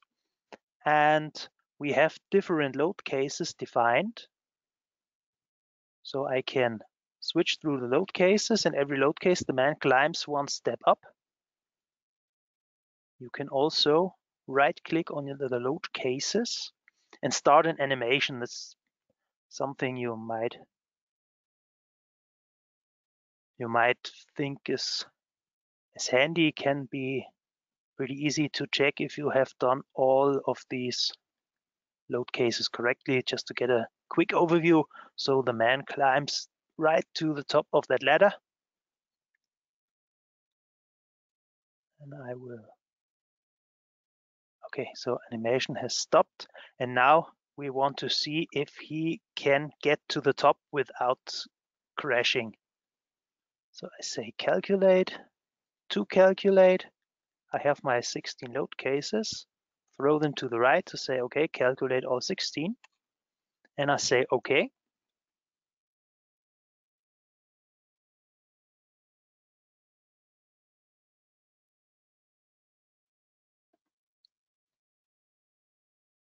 So now we have some errors.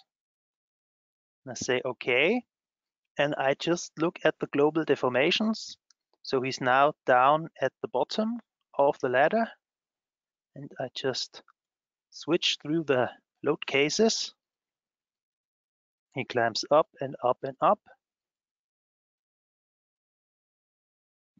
All seem okay now in load case 12. Now we have a slightly bit of a problem.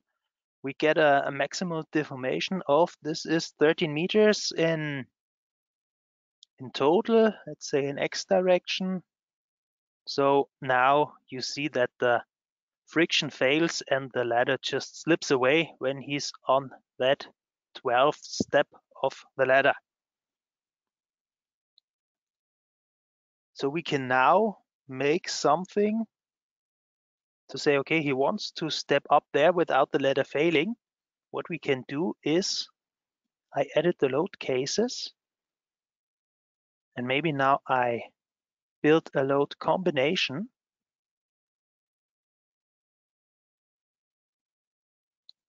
Also make this the same as the load case. And I assign the load case number 12, and let's say a second man of the same weight steps on the bottom step. Now I need a design situation, just a quick.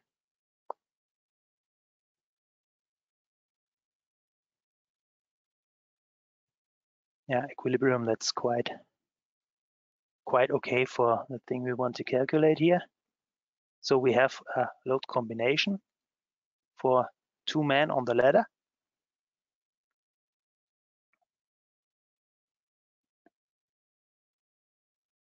And now you see the second man on the bottom gives us enough force, enough friction force to stabilize the ladder so the other man can climb up.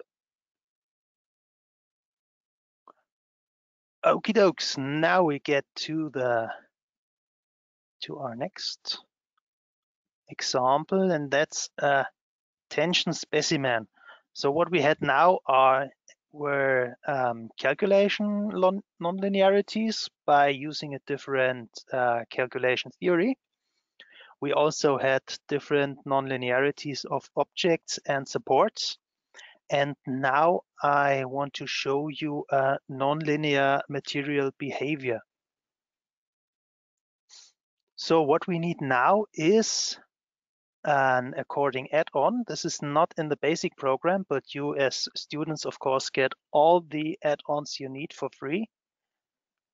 So I go to our model base data, switch to the tab add-ons, and I see nonlinear material behavior is activated for this model. Okay, and now I show you this. You may know this from your lab in the university. This is a typical specimen of a tension member. And we have a line support on the left-hand side and a line load on the right-hand side.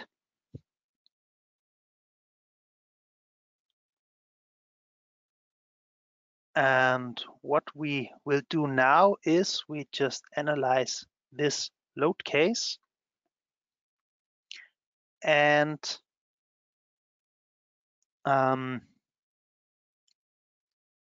yeah, we analyze the stresses in our model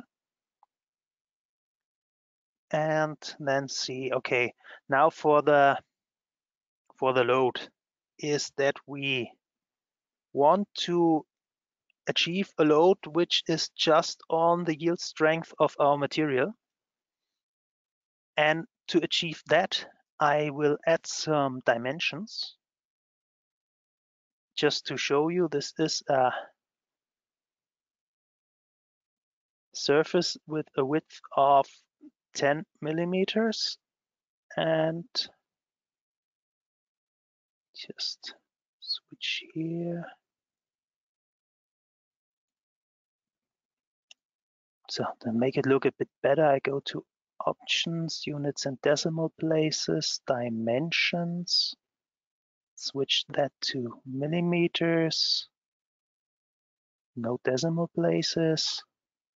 And to make it look even a bit better, I go to the display navigator. This is really nothing you need to do right now. I just want to show you what can be done with RFEM. I need my guide objects, the dimensions, and there we can also show the units. So now we have 10 millimeters and 14 millimeters. We also need the thickness of our surface, which I can get by double-clicking on the surface, and this is 3 millimeters. So, okay, cancel. I have a steel S235, which means we have a yield strength of 235 Newton per square millimeter. Now to get to this load, this was now hand calculated by me. Down in the comment you can see how to get to this load, to get to the exactly the yield strength of the material. But if you really want to geek out on this is something I'm really excited about because I really like this. It's a computer, you can edit formulas, you can calculate this load by, let's say, okay, yield strength is 235 newtons per square millimeter. And now we can multiply this with the thickness. And this is something you have this info box. You can scroll through parameters of your model. So I say thicknesses. I have this in mind. This is something you can show later. This is thickness number 3. I will show you later. And we have uniform thickness. And it takes the 3 millimeters from this thickness 3 and also multiply it with dimensions. This also now has a numbering. The dimension I added first was the 10 millimeters.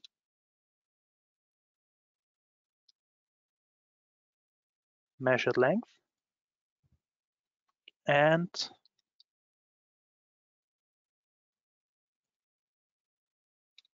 the second one I added measured length. And now we will also get to the 503 kilonewtons per meter that were already edited. So this is something I just want to show you. If you really want to geek out on this and want to impress someone, you can use the formula.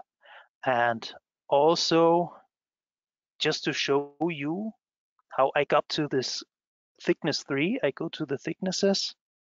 We have thickness 3, uniform 3 millimeter. This is the one used in our surface. Now we have thickness 3. I just kept this in mind by looking at the model. So now you can get where I had this thickness 3 from. Also under the guide objects, you can look at the dimensions. So dimension 1 is our 10 millimeter width at this point where I use it for the surface, the square surface, and second for the length of our line load. Okay, just a short excursus on this. So I have added the load. We are at the yield strength of the material, and I just calculate this load case.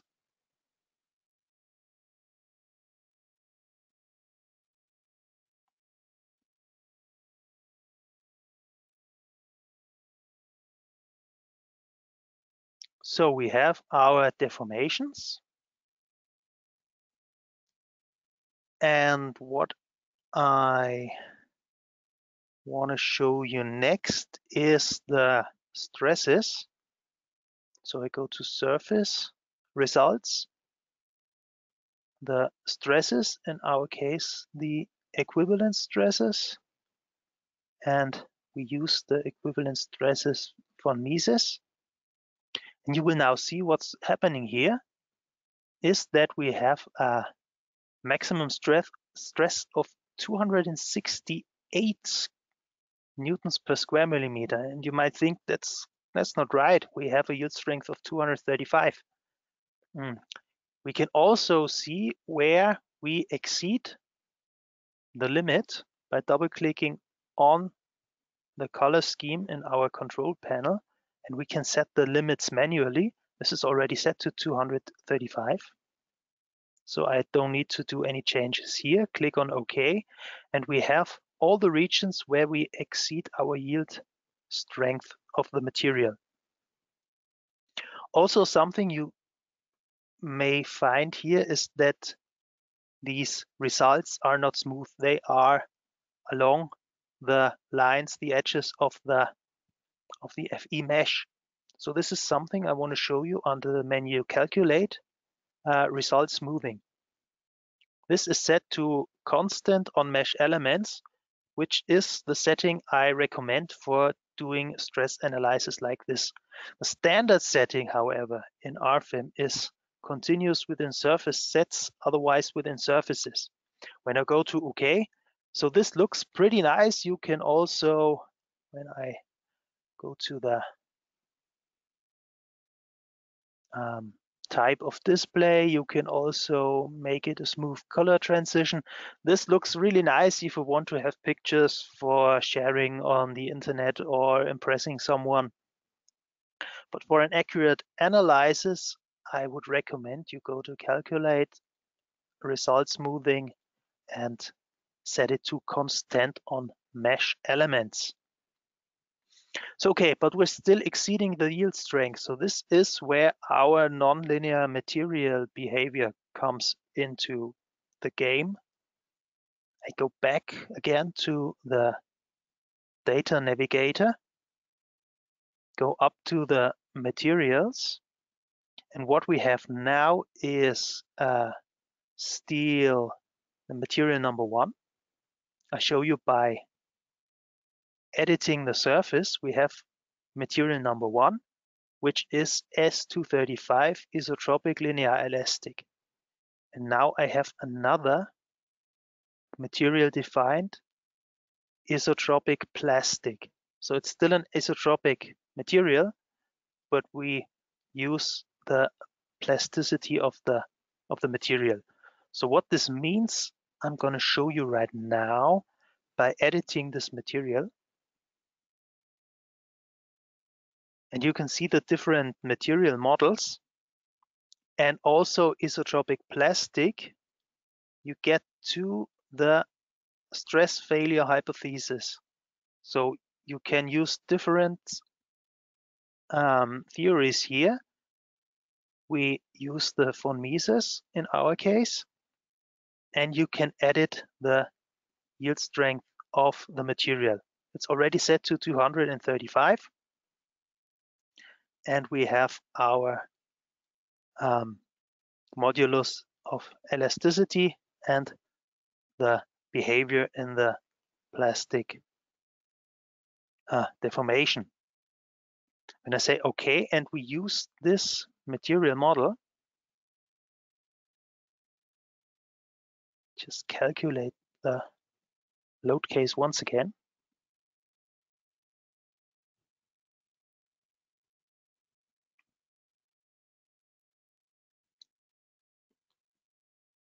And now you see that our maximum stress is the yield strength, the 235. I set this back to the maximum and minimum values, just to prove you that there's no place in the whole model where we exceed our yield strength right now. All stresses are calculated to that 235 Newton per square millimeters. I go to the global deformations once again, just to show you that we have a little bit of more deformation here than we had before with the linear elastic model. And I can also show you that we have our criteria and plastic, just to see, okay, how many of our FE mesh elements are now under plastic deformation.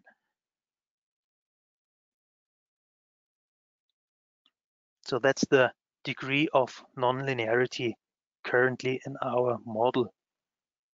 So the next question is, if I go back to the deformations. What happens if we exceed our yield strength in our load? So this load was calculated, the 503.5 kilonewtons per meter was calculated to get exactly to the yield strength in the middle of our tension rod.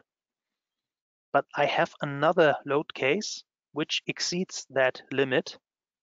And if I want to calculate this now, I'll do it.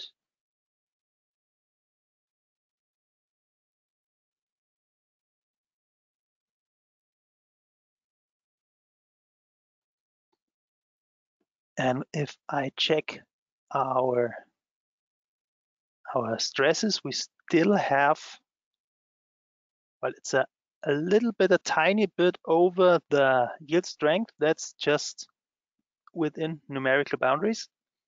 When we go to the global deformations, you see that you don't only get the strains along the pull axis, but you also get those lateral contractions. And yeah, this is not just from the Poisson ratio, which only applies to the linear elastic part of the material. You also get this plastification of the material, which follows the rules of constant volume, as you might know by now.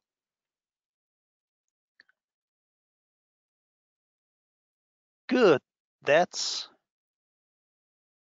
all for this model right now. Paul, do we have any questions which I should address? No. Good, so I have another question for you guys.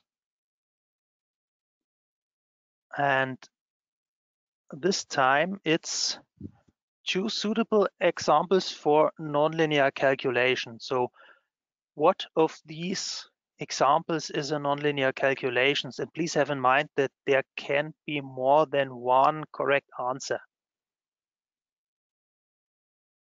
So you know now that more than one is correct, because I said more than one can be correct.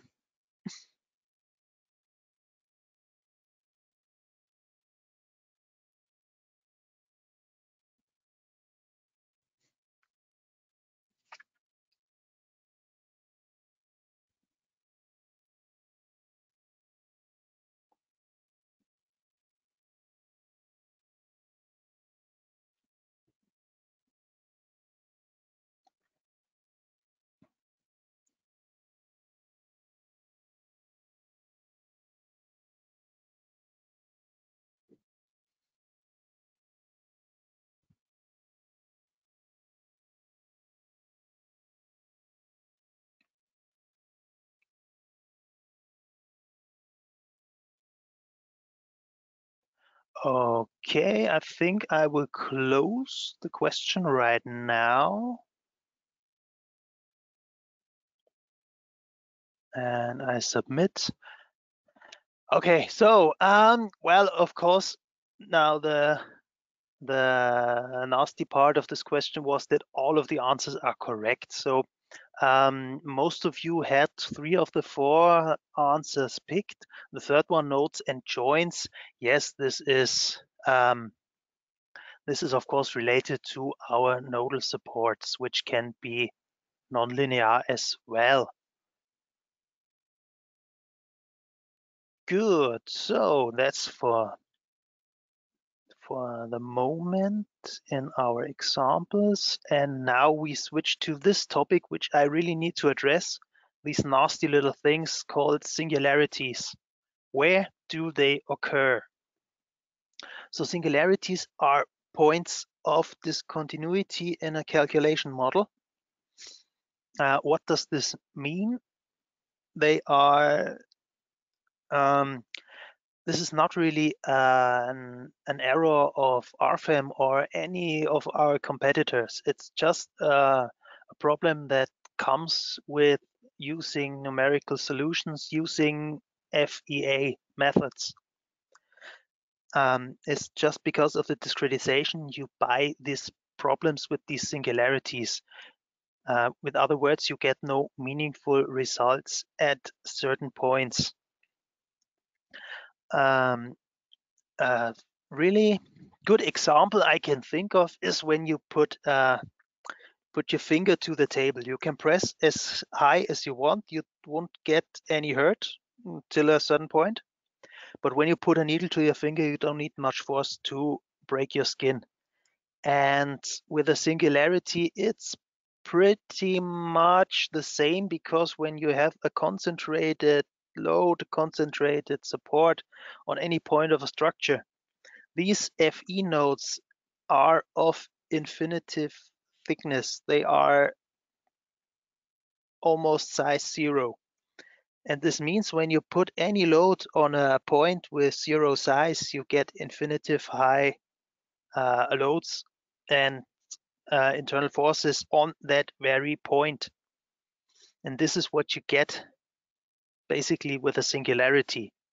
A problem that comes with them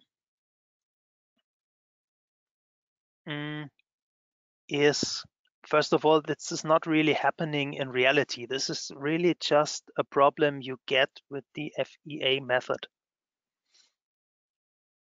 Yeah, infinitive stresses and internal forces, what I said, with an infinite small needle, you get infinite high pressure. And the problem is that a mesh refinement does not improve the result. On the contrary, when you have a singularity and you refine your mesh more and more, the singularity gets bigger and bigger. So I will show you this in the next model. We have some typical singularity locations, which are, like I said, with my analogy with the needle, point and line loads, or also point and line supports. Also, when you have a surface with an opening, you can get a singularity there, especially when it's a sharp opening with corners, and you have re-entered corners, maybe a wall end. This can also lead to a singularity. Other typical locations are stiffness changes, either due to material or thicknesses, which is also something we had in our tension specimen before. You remember, this is something also needed for the real life stress, but also for our to avoid singularities, you get some of these fillets not to have the sharp edges. Good, this is too far. I will go to RFEM just to show you what I mean with these singularities. And now I will open a new model. So guys, if you want to model along, feel free to. I will add another new model.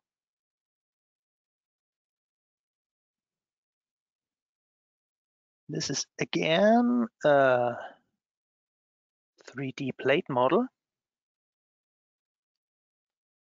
Again in my project. You don't need this, by the way. You can also create a new model without adding a project. And now I forgot the name. This is called 07 Singularities Load, for example, just to get a name. Let's see. Okay. Open a new model. And this now is basically pretty much the same like we did in the first.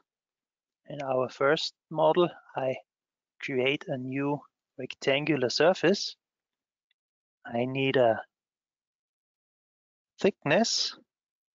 Let's see if I have something here. Yeah, this is, no, not what I wanted. I create a new thickness, 200 millimeters, that's what I wanted. And I need a material which is not steel. I go to the library to get another concrete material, the C3037 again. This is open from before. You can also browse in the search line C30, 37. Yeah. Say OK. This is now the thickness for my surface. Again, standard. Say OK. Again, I go to the top view, and this is now from the origin of my global coordinate system, 8 meters in X direction. Whoops. And 6 meters in Y direction. Should be here. I dismiss the function. So now, and what I need is another node. So I use on the top left the function to add a new node, and I set this on. Where's my mouse cursor? It's here at 2, nope, not 2, at 4 and 3 meters. So basically the middle, right in the middle of my surface. I place this node. Okay, again, I dismiss the function. And now I want to have line supports on all 4 of these lines. So what I do now is I select the whole model. I right click on it and say lines, edit. And that's another possibility to quickly add line supports. When you're editing the line, you can say support. You get a new tab and choose, now for my example, the hinged line support.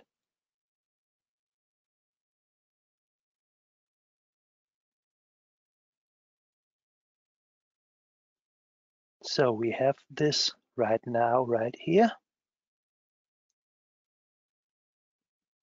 And we want to copy this surface again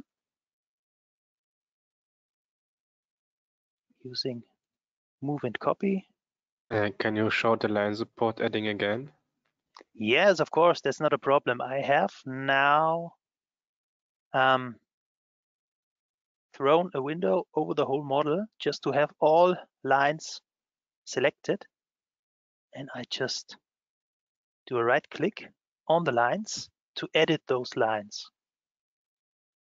So this is now a pretty good example for RFEM 6 where you can edit multiple lines at once. We have lines 1 to 4. This is the so-called multi-editing. And I just checked this box for support. And when I check the box support, I get another tab, support.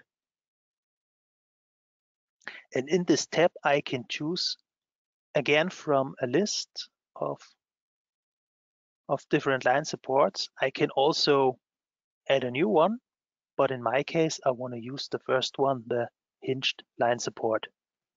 And then I just say OK, and these supports are added.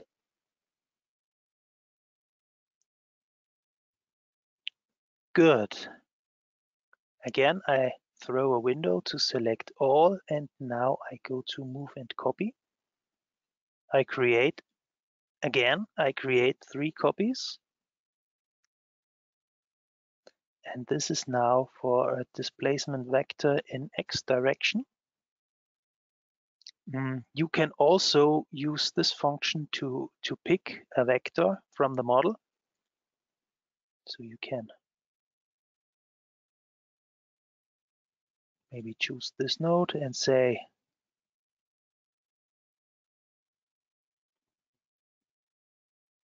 to here, 10 meters. Yeah, I will do so. You can also enter the 10 meters here, but have in mind this is again set to millimeters. So it would be 10,000 millimeters. And I say, okay, I have now my 3 copies of the surface. And I will do the same procedure as I did before, just to make it a more visible for you, I deactivate the grid. I go to the types for surfaces, like we had before with the different mesh refinements.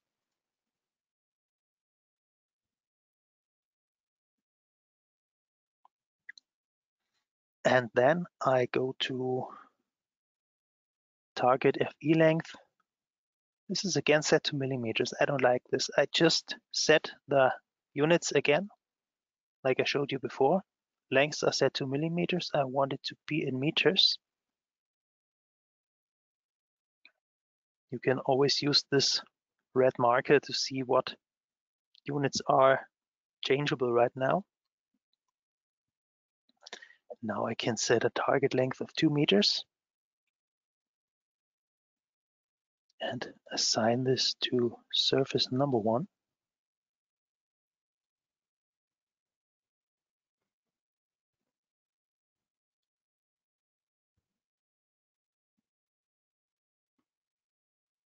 I create a new mesh refinement. Just go very quickly over this 1 meter. And I have in mind that this is surface number 2. So this is assigned to surface number 2. And make a new one with 0.5 meter. Assign it to surface number 3. You can directly enter it if you know the number, which I do in this model. And 1/4 meter on surface number 4. And I say OK. You don't see much at first. When I go to calculate and say generate mesh,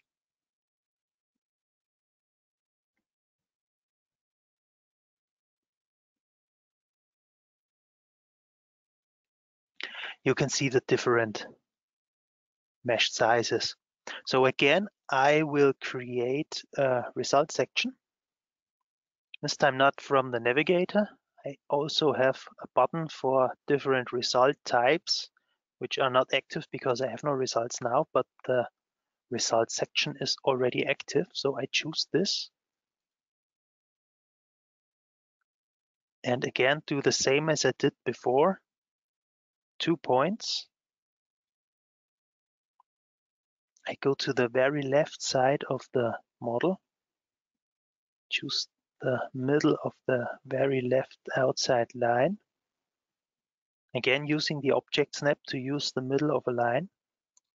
To capture this, I zoom out and zoom in to the very right side of the model. Again, using my object snap to catch the middle of that line. Yeah, this is called section number 1. Projection in global Z direction is okay. That's the setting I want to use. I zoom out and I see my result section again for this.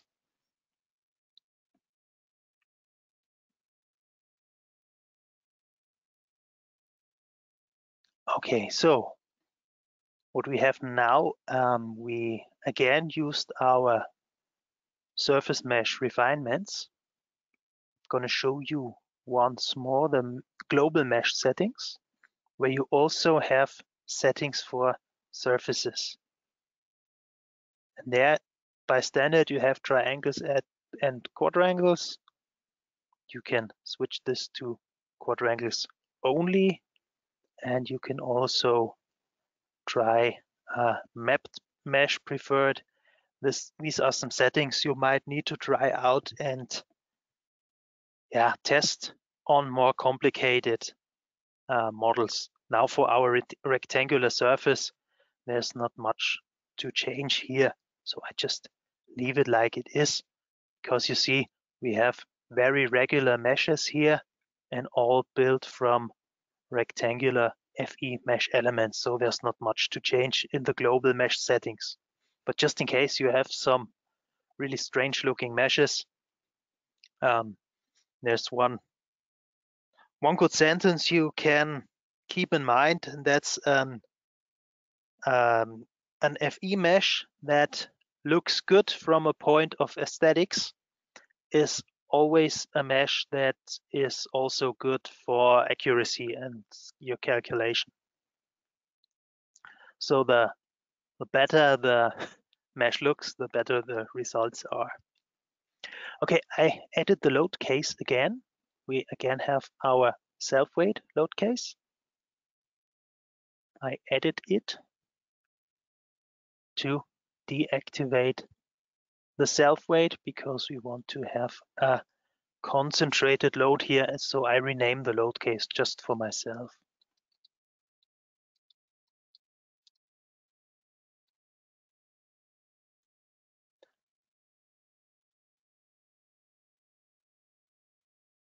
Okay, so now I need a load.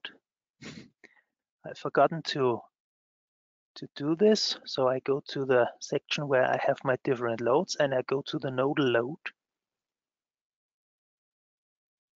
And I want a force concentrated in Z direction with a magnitude of 100 kilonewtons.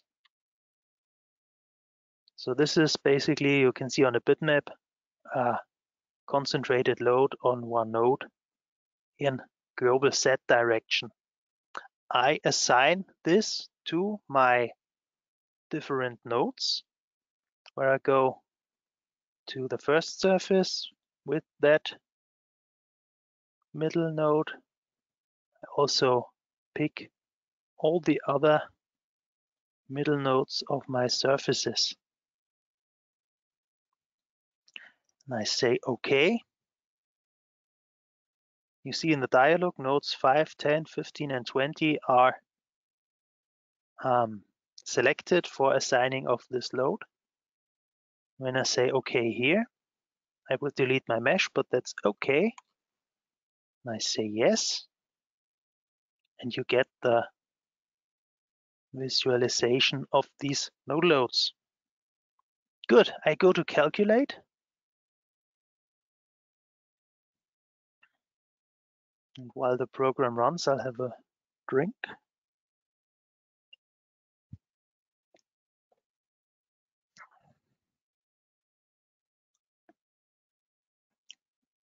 So, and now we have our global deformations, which look not much of a difference, but the big difference in these singularities I have created here can be seen in the surface internal forces.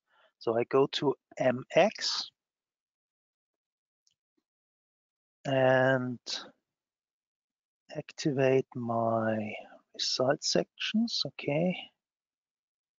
I deactivate the surface results to just show you the results in our sections.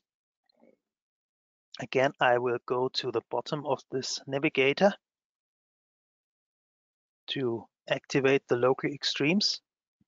So you have the maximum bending moment in every surface.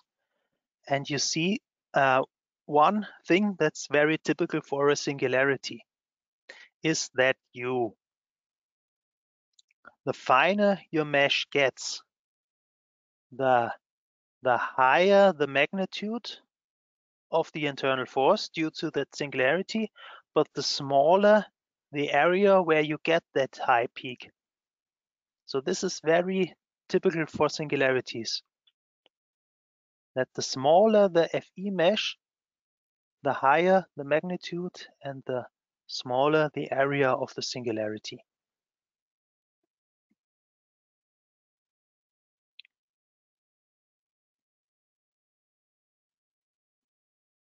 Okay, and you can also see this in the result section. So I go to this, I activate it. You can do a right click and click on result diagrams, or you can use on the top, there's a button for the result diagrams of the result section. Now we have a few results I don't want to show. They don't give much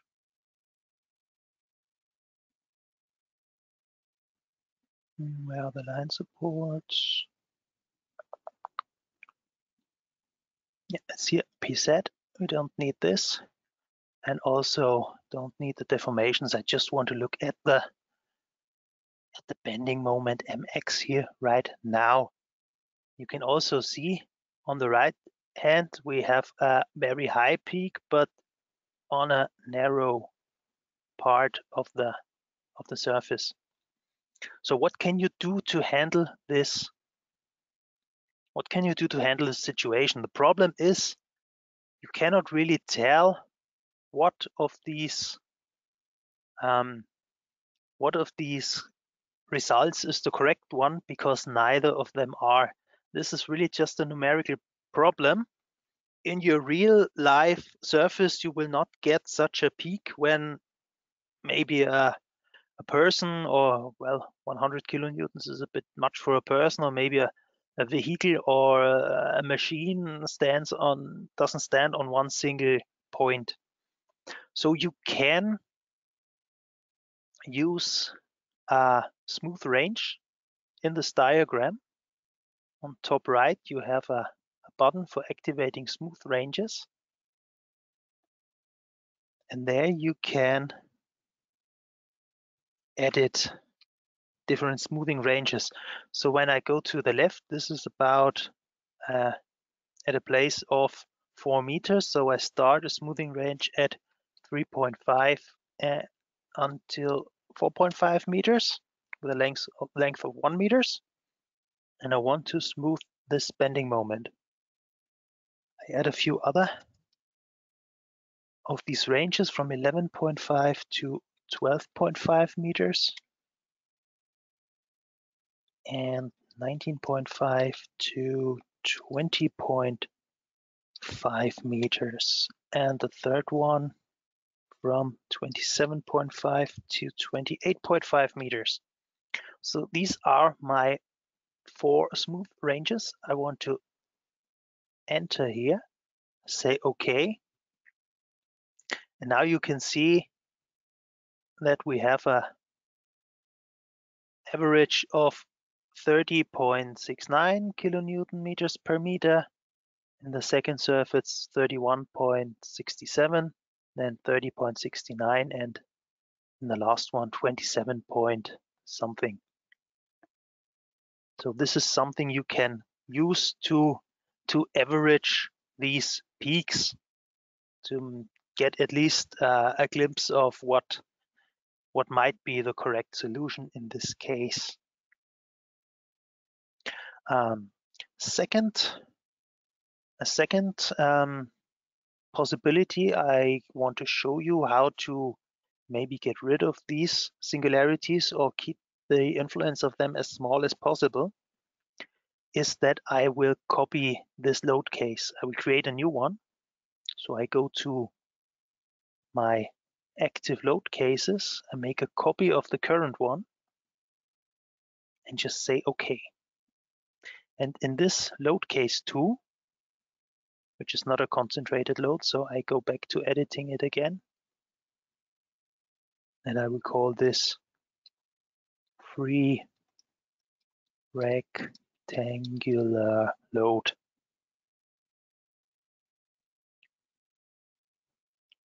And in this load case, I will delete. I throw a window again over my model, this time from right to left. So I have all my nodal loads selected, and I delete it. And this time I want to use in my different loads I have in hand. On the right, there's a drop-down arrow, and I can see the free rectangular load. And this is the one I want to use here right now. There's a new dialog opening, and you can see, okay, I can define different rectangles where the load is distributed. So I go to a load magnitude. This is now a surface load, so not a concentrated load of 100 kilonewton. but in my case, it's 400 kilonewtons per square meter because I want to distribute the load over a quarter of a square meter. So this means I choose the location by center and sides of a rectangle with a side A of 0.5 meters and side B of 0.5 meters. So that's a square of half by a half meter. And then I select a node. Now this first one on the first surface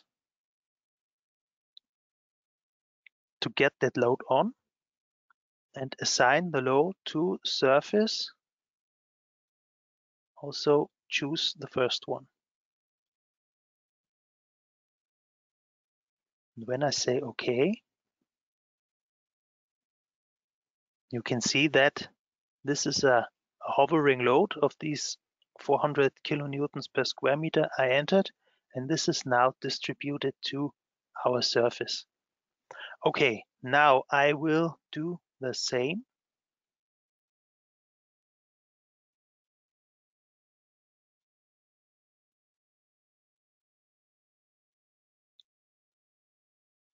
Again, the 400.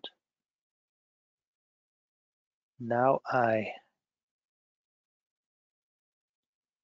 it's basically the same I have entered before, half by a half meter. Now I pick the second node and the second surface.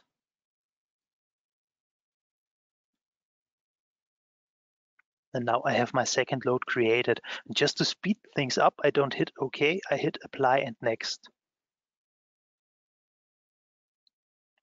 Then I still have my magnitude and location of the load. Now I go to the next node. So I pick the third one. You see the second one is created. I pick the third one on the third surface. Okay. Apply and next, and I do the same on the very right one. Also the right surface. Now I can hit OK and I have my 4 loads. Okay, I calculate this again.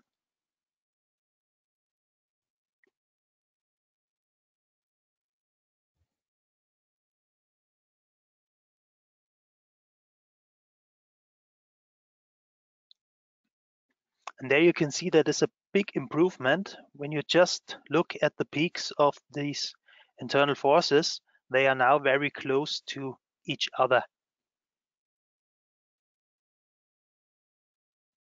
So you get a good impression that I caused the singularity by applying a node load to a surface.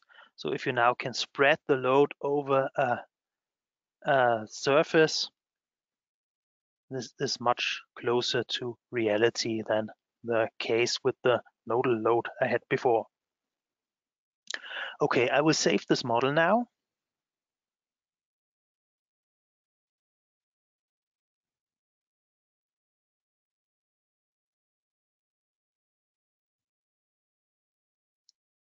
And if you noticed my computer is getting slow now, this is because I have many models open. So this is a high usage of my memory. And I just close all the models.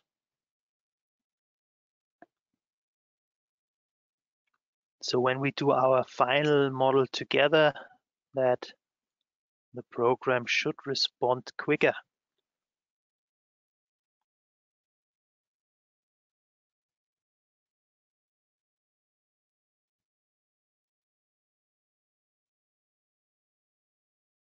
Just close these one by one.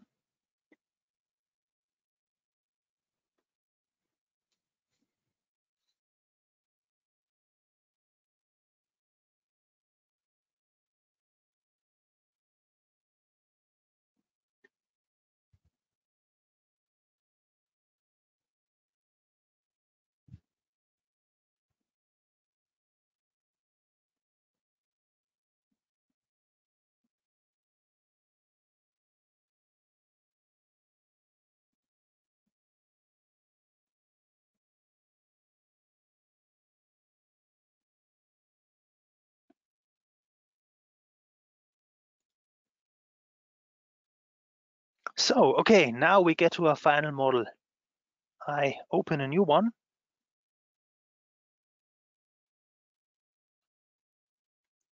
And this is really just the same we've done before. I enter a model name, this time 08. Singularity support. I again go to my project. This is also a 2D model plate. And I say, okay.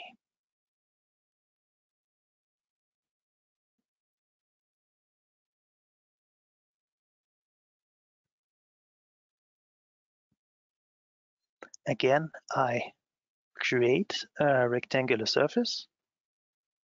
I use my thickness, which is not there anymore.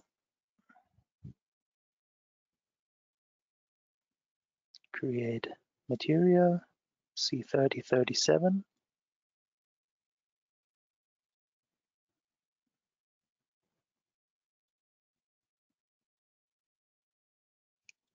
Go to the top view, use the origin of my coordinate system, and this is now 8 by 4 meters.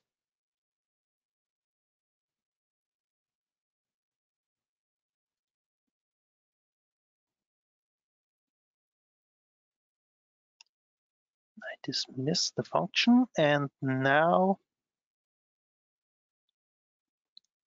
I will create a line support.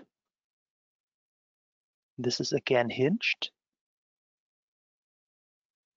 Create it on the right. Okay, and now I will create another node. This time at these coordinates x2 and y2 meters, just to get somewhere here in the slab. I dismiss the option. Then I will assign a nodal support. Use the hinged one and assign this to my newly created node. Say okay, okay. Now I have this nodal support. I switch back to my 3D view of it. And I will add a surface load.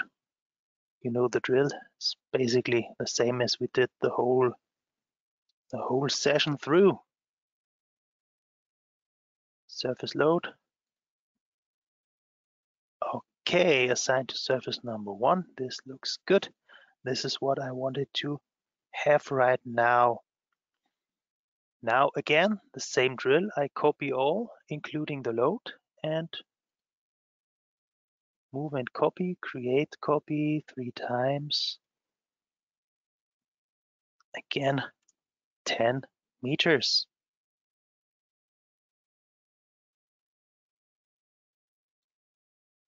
I hide my grid. I hide the loads because now, again, you know the drill. I do my mesh refinements. So types for surfaces, surface mesh refinements.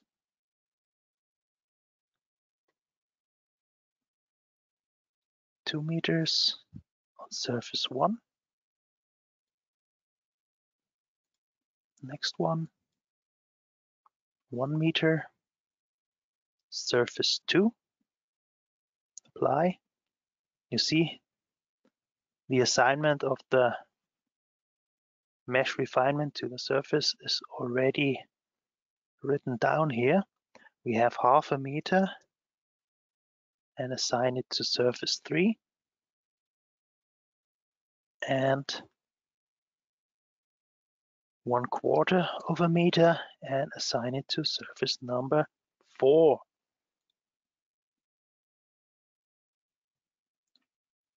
Good. Again, I will create my result section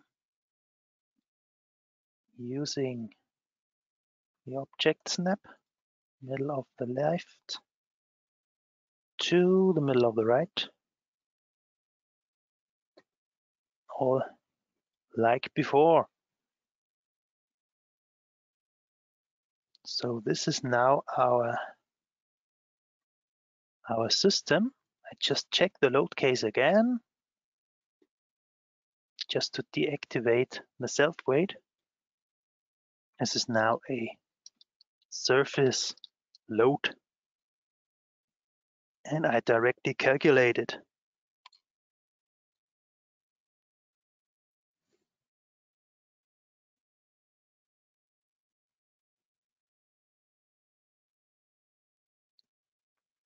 So again, we have different, but pretty similar results in deformation.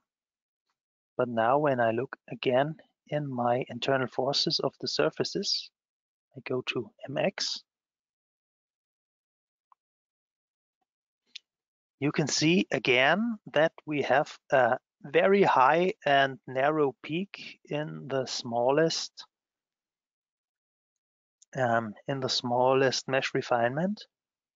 And also you can see with this type of result smoothing, which is this continuous within surface sets, that you get a very steep increase of this internal forces within one FE element. So that's also a very strong hint that we're dealing with a singularity here. So we have different options now.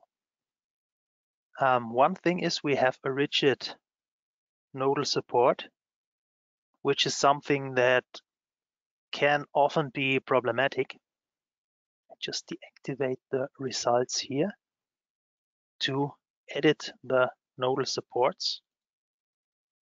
So the thing is, you can edit this and maybe not make it rigid, but use a spring constant, maybe, I don't know, 10 kilonewtons per meter. You will see the effect of it. Say OK. And calculate the load case once again. You also see the visualization again of a spring.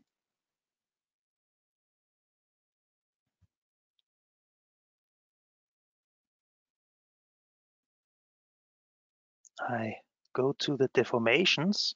So now what we have is of course, a completely different picture of our deformation, because this nodal support by a spring, it gives us a deformation which is pretty high because I added a very soft spring. But on the other hand, the singularity is still here because it is still a nodal support. So we still have a concentrated boundary condition. So this does not really solve our problem here. So what can we do?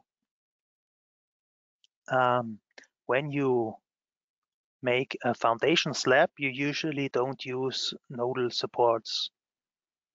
You usually use a surface support just to get the load spread, to get the support forces spread over a bigger area.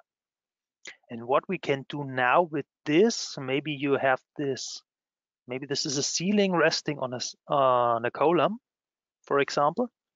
So now I will edit the nodal support because we have another option. I will edit this nodal support again. And we have, for example, our option stiffness via fixtures column. So if I say there's a column underneath this node, I activate this option and I will get another tab in my dialog, stiffness via fixtures column. And when I go to that tab, I can choose between different options. I stick to elastic surface foundations with a rectangular column head. This can also be circular. And let's say, like our free rectangular load in the previous example, I just make this 1/2 by a 1/2 meter. No rotation, column height of 5 meters. You can imagine that when I shorten this column down to 3 meters, that the column itself gets a little bit more rigid, and this gives you a higher spring coefficient. You can also see and check if you want to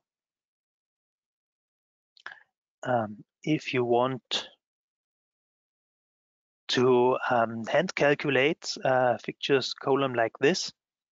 You can check on the bottom right the different spring coefficients that come with this type of fixtures column.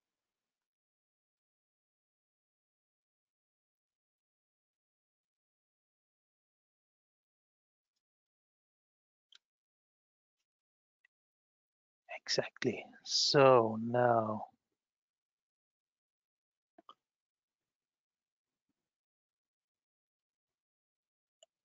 okay, let's do this and say okay. I will delete my mesh once again. And now you see this looks pretty different. So it has now a spring coefficient in all the 3 degrees of freedom we have for our 2D model right now. Remember that, still a 2D model with 3 degrees of freedom. And all those supports are come with a spring stiffness. So I will calculate this again now.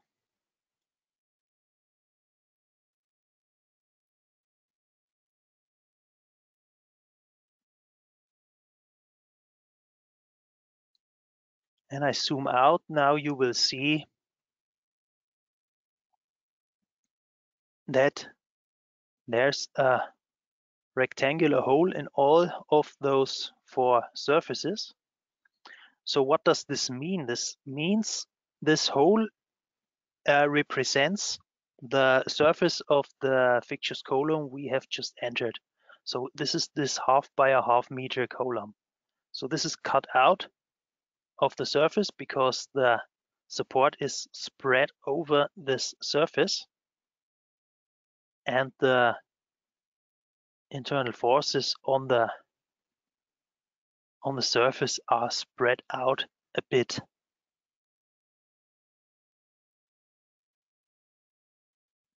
Yeah, and also you can see that there are still high internal forces outside of this column.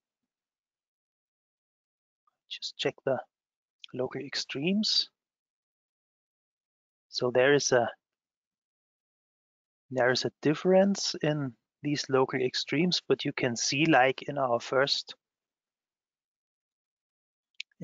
model from the last 2 steps of mesh refinement, there are not much changes to the results.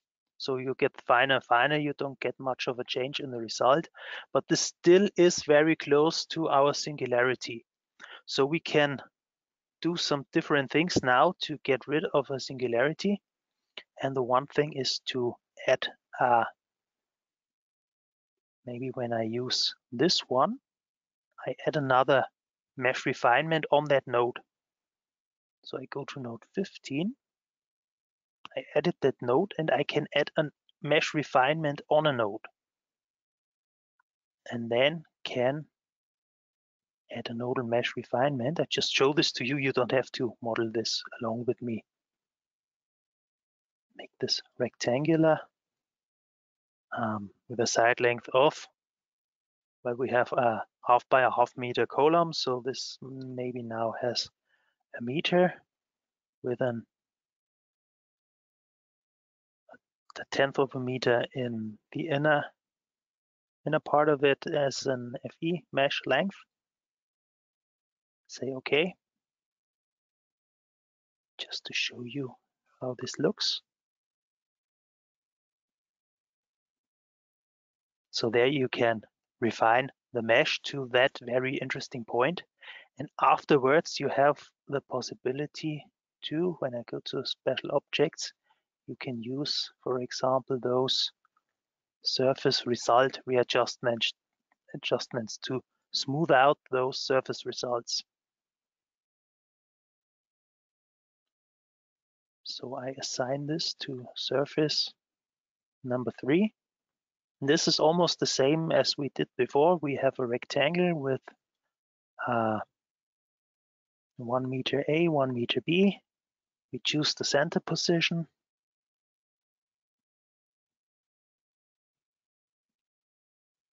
Say OK, and now we have a smoothing range that includes the whole size of our FE mesh refinement on the node.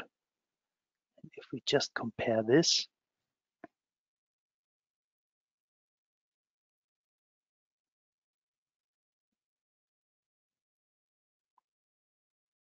you can smooth the result, but in this case, it didn't do much good because there's always the possibility of being the smoothing range too big, having the surface refinement done too fine. So this is just an example of showing you that it can be really hard to come by a singularity. Also, if you have a peak in your internal forces away from such an interesting point, maybe a nodal support, this might not be a singularity and has to be dealt with.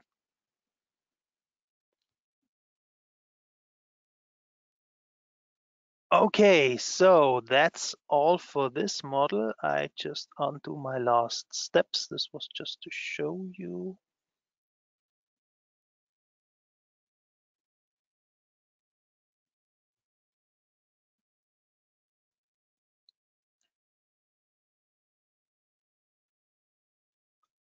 Okay, now to get to the finish straight, I have a final question for you, which is, where do singularities occur? Again, there can be more than one answer correct.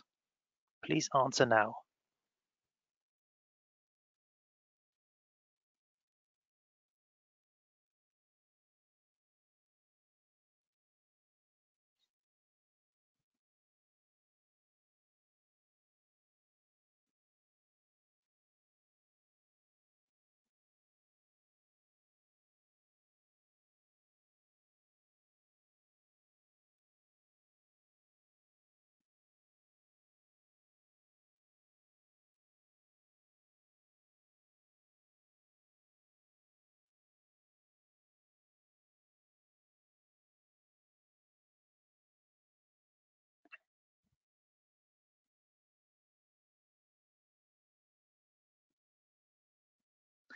Okay, I will close the question in 3, 2, 1. And I share the results with you. Well, in this case, all 4 answers are correct. The point bearings and concentrated loads were covered in my 2 examples. Jumps and stiffness were also mentioned. I also mentioned the re-entrant corners, which is also a correct answer here. The 4th one, I admit, is a little bit tricky because it wasn't explicitly mentioned, and also we have just hide this. If we look at my model here, we have a line support which doesn't bring a singularity, but if you imagine that I have a line support only to this point and the rest is just a part of the slab which is a cantilever, then you can imagine having a singularity at the end point of this line support. So I give you credit for not knowing this because this was really a tricky one. But all in all, it was a good result for this question. Good, I come to the conclusion of our today's session and training.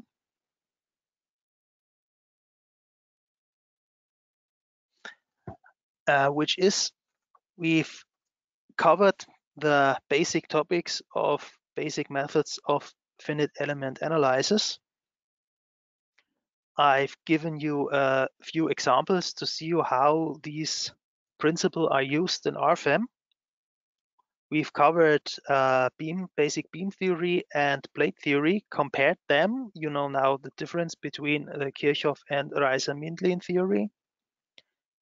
And you also know that Reiser-Mindlin is the better theory when it comes to thick and massive slabs and plates. Also, we've talked about different mesh sizes, how you can adjust them, what you can take away from that.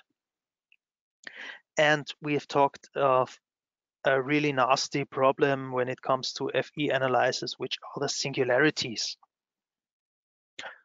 So what I show you now, before I come to the finish, I have overstepped my time a bit. I'm sorry for that, but I don't think that's much of a problem. I will show you our website. Just switch to the English version.